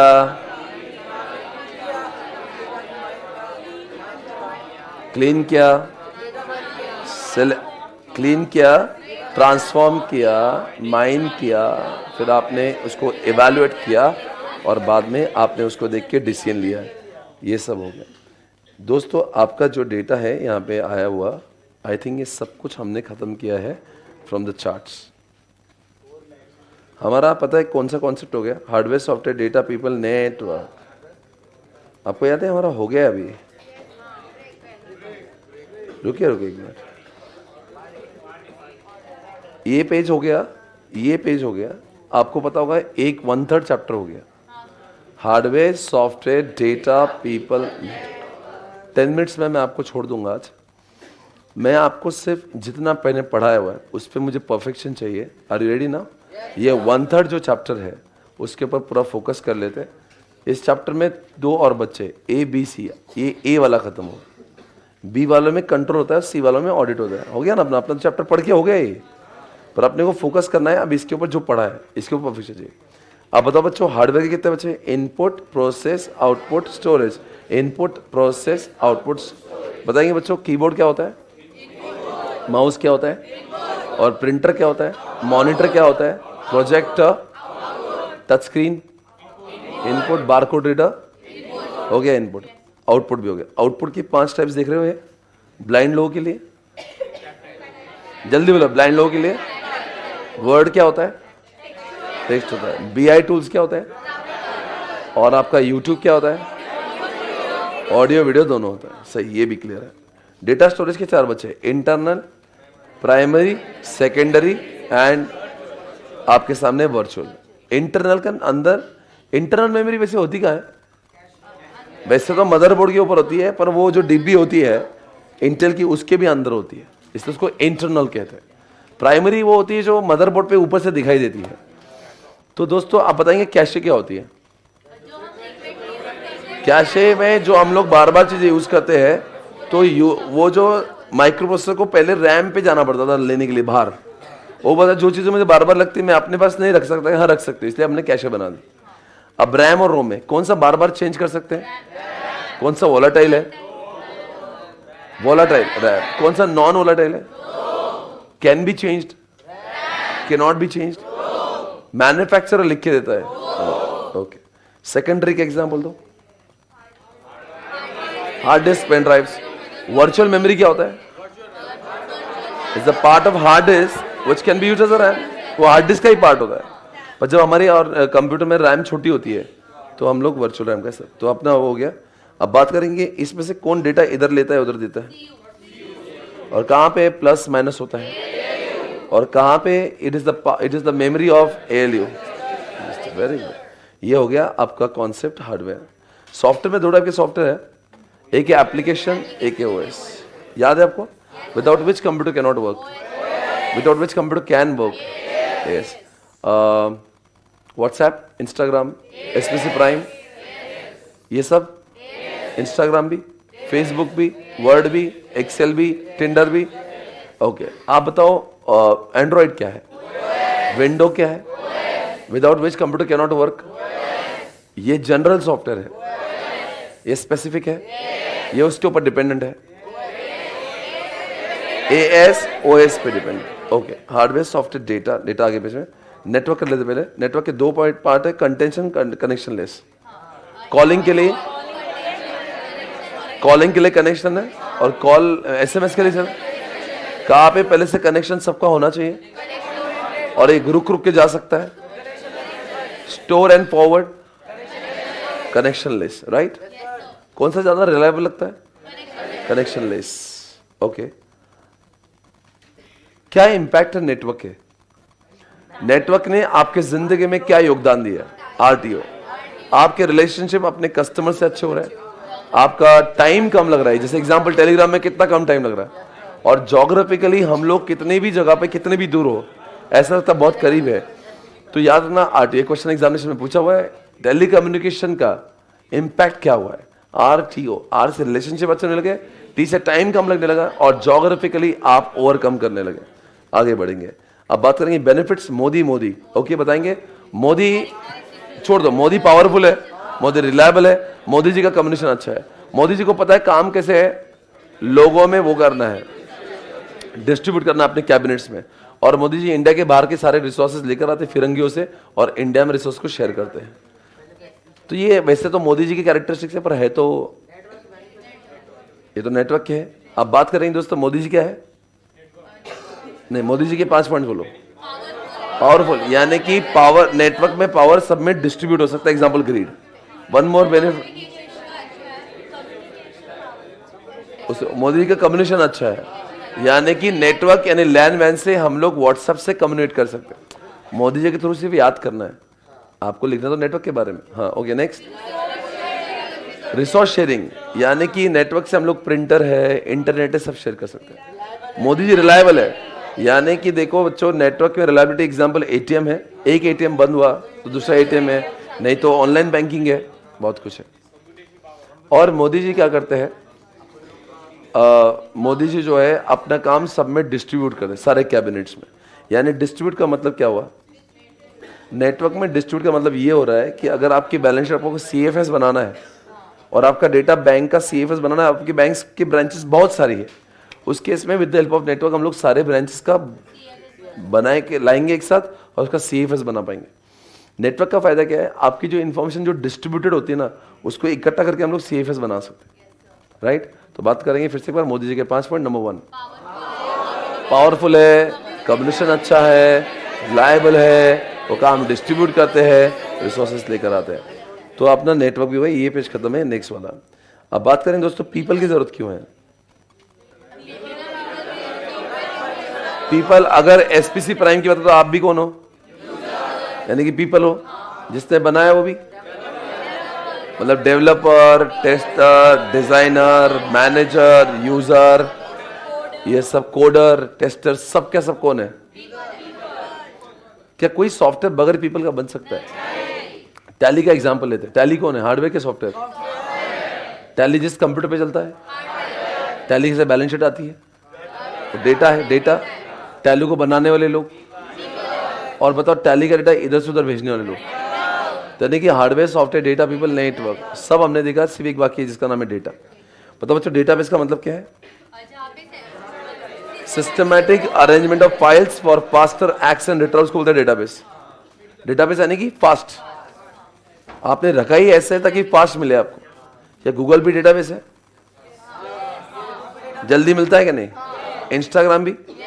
पर ये सब डेटाबेस बनाने के लिए जिस सॉफ्टवेयर का इस्तेमाल होता है इसका नाम डीबीएमएस होता है। वैसे डीबीएमएस में यानी कि इंस्टा का एग्जांपल लोगे आप, तो आपको इंस्टा ये सब करने देता है, क्या क्या, एडिशन, ऑल्टरेशन, इंसर्ट, डिलीट, पूरा अकाउंट भी डिलीट कर सकते हो आप, किसी को सर्च भी कर सकते हो, मॉडिफाई कर सकते हैं। वैसे आप बोले सर इंस्टा की बात कर रहे हो, डीबीएमएस तो वन एंड द सेम ही है, क्योंकि इंस्टा पे भी तो डीबीएमएस है। ओके नेक्स्ट, ये सब आपने एडवांटेज पढ़े, दो एडवांटेज पढ़े आपने, राइट? वहाँ पे एक इसकी यहाँ पे राइट साइड में जगह दिख रही है, लिखो वहाँ पे आईसीयू में इंडिपेंडेंट रिडंडेंट शेयर्ड सिक्योरिटी चाहिए। आईसीयू, आईसीयू सुना ना हॉस्पिटल में, आईसीयू में इंडिपेंडेंट रिडंडेंट शेयर्ड सिक्योरिटी चाहिए। आईसीयू में इंडिपेंडेंट रिडंडेंट शेयर्ड सिक्योरिटी चाहिए।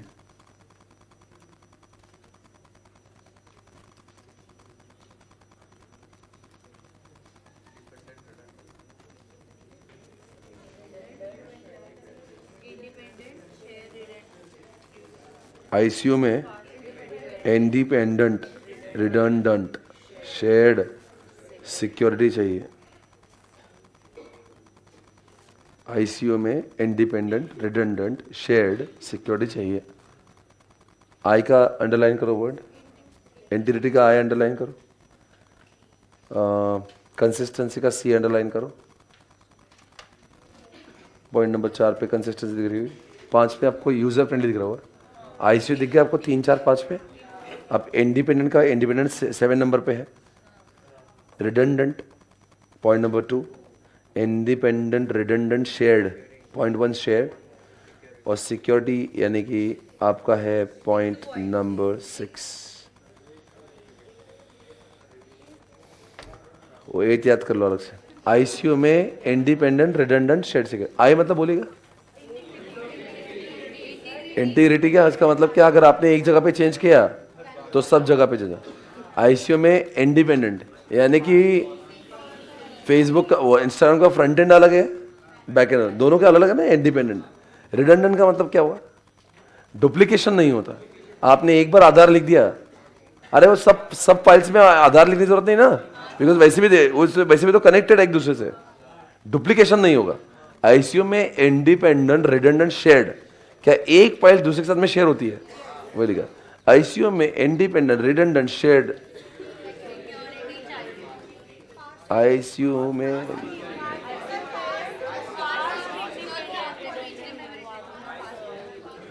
आईसीयू में इंडिपेंडेंट रिडंडेंट, ठीक है ना, शेयर्ड और फास्ट सिक्योरिटी चाहिए। तो फास्ट यानी कि आपको सिर्फ कपड़े बदलना है, बॉडी तो वही रहेगी। वैसे एसपीसी की वेबसाइट कितने बार बदल सकती है, क्योंकि डेटाबेस तो वही है। तो आईसीयू में independent redundant shared and fast security चाहिए। तो फास्ट आ गया। सिक्योरिटी का मतलब बताइए, इंस्टाग्राम बगैर पासवर्ड का एक्सेस देंगे। और यू से क्या था, उसका मतलब क्या है, Instagram is so user friendly, कोई ट्रेनिंग की जरूरत भी नहीं। तो बोलो आईसीयू में independent redundant shared fast security. I for what, integrity, C से कंसिस्टेंसी, यू से यूजर फ्रेंडली। उसके बाद के सारे शब्द as it is, independent independent redundant redundant shared shared fast fast security. आपको सिर्फ आईसीयू याद करना, I for, C for consistency, U for, I for integrity, C for consistency, U for user. I for integrity, C for consistency, U for independent, independent, shared, shared, security, security, fast, fast, सारे redundant, redundant, यानी कि वो सारे word as it is है। Okay, और आपको ये दिखा है डिसएडवांटेज 2 पॉइंट के, तो कौन सा से,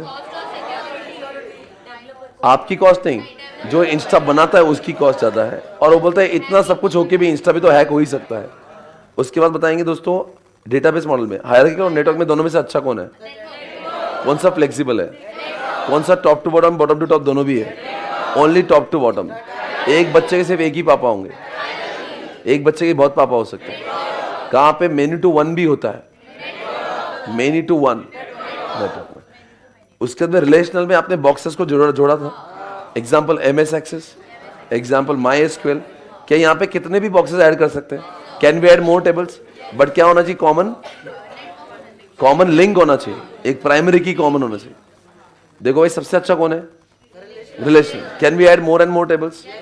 क्या उसमें फैमिली प्लानिंग की पहले जरूरत है? नहीं है। आप कभी भी कितने बच्चे डाल सकते हो उसमें। अब उसके अंदर बिग डेटा है। बताओ बिग डेटा कॉन्सेप्ट क्यों आया दुनिया में?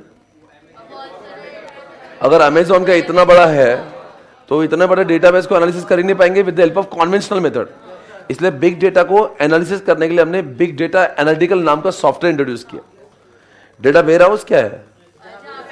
जब डेटा वेयरहाउस नहीं था, सब डिपार्टमेंट अपना डेटा अपने फॉर्मेट में रखते थे, टॉप मैनेजमेंट को एनालिसिस करने नहीं आ रहा था। With the help of data warehouse एक डिपार्टमेंट है ऑल द डिपार्टमेंट्स, एक ब्रांच है ऑल द ब्रांचेस।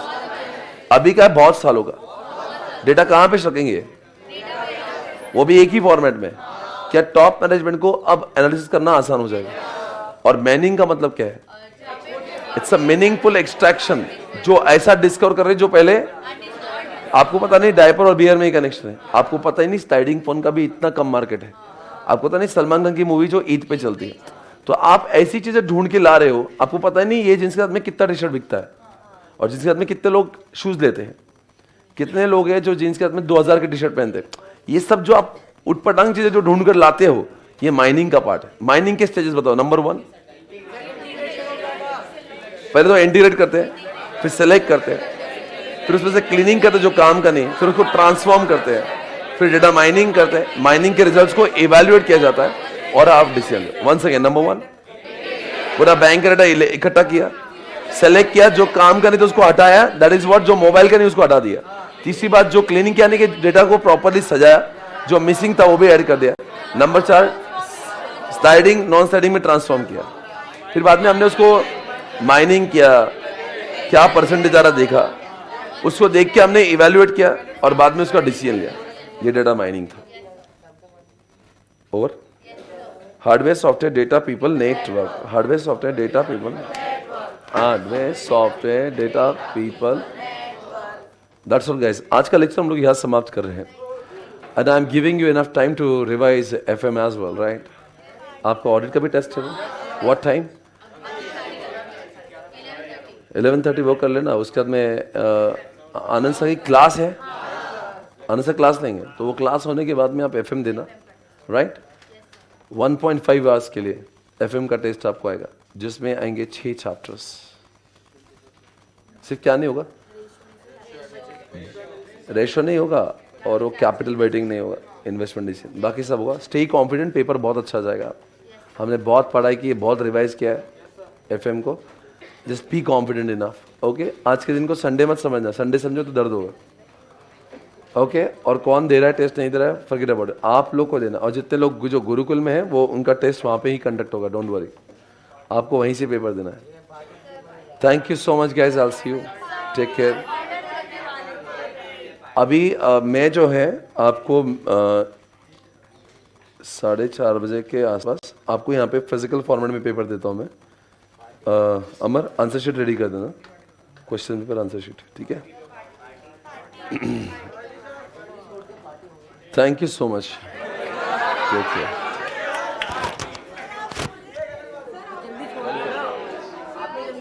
आज थोड़ा जाना है मुझे।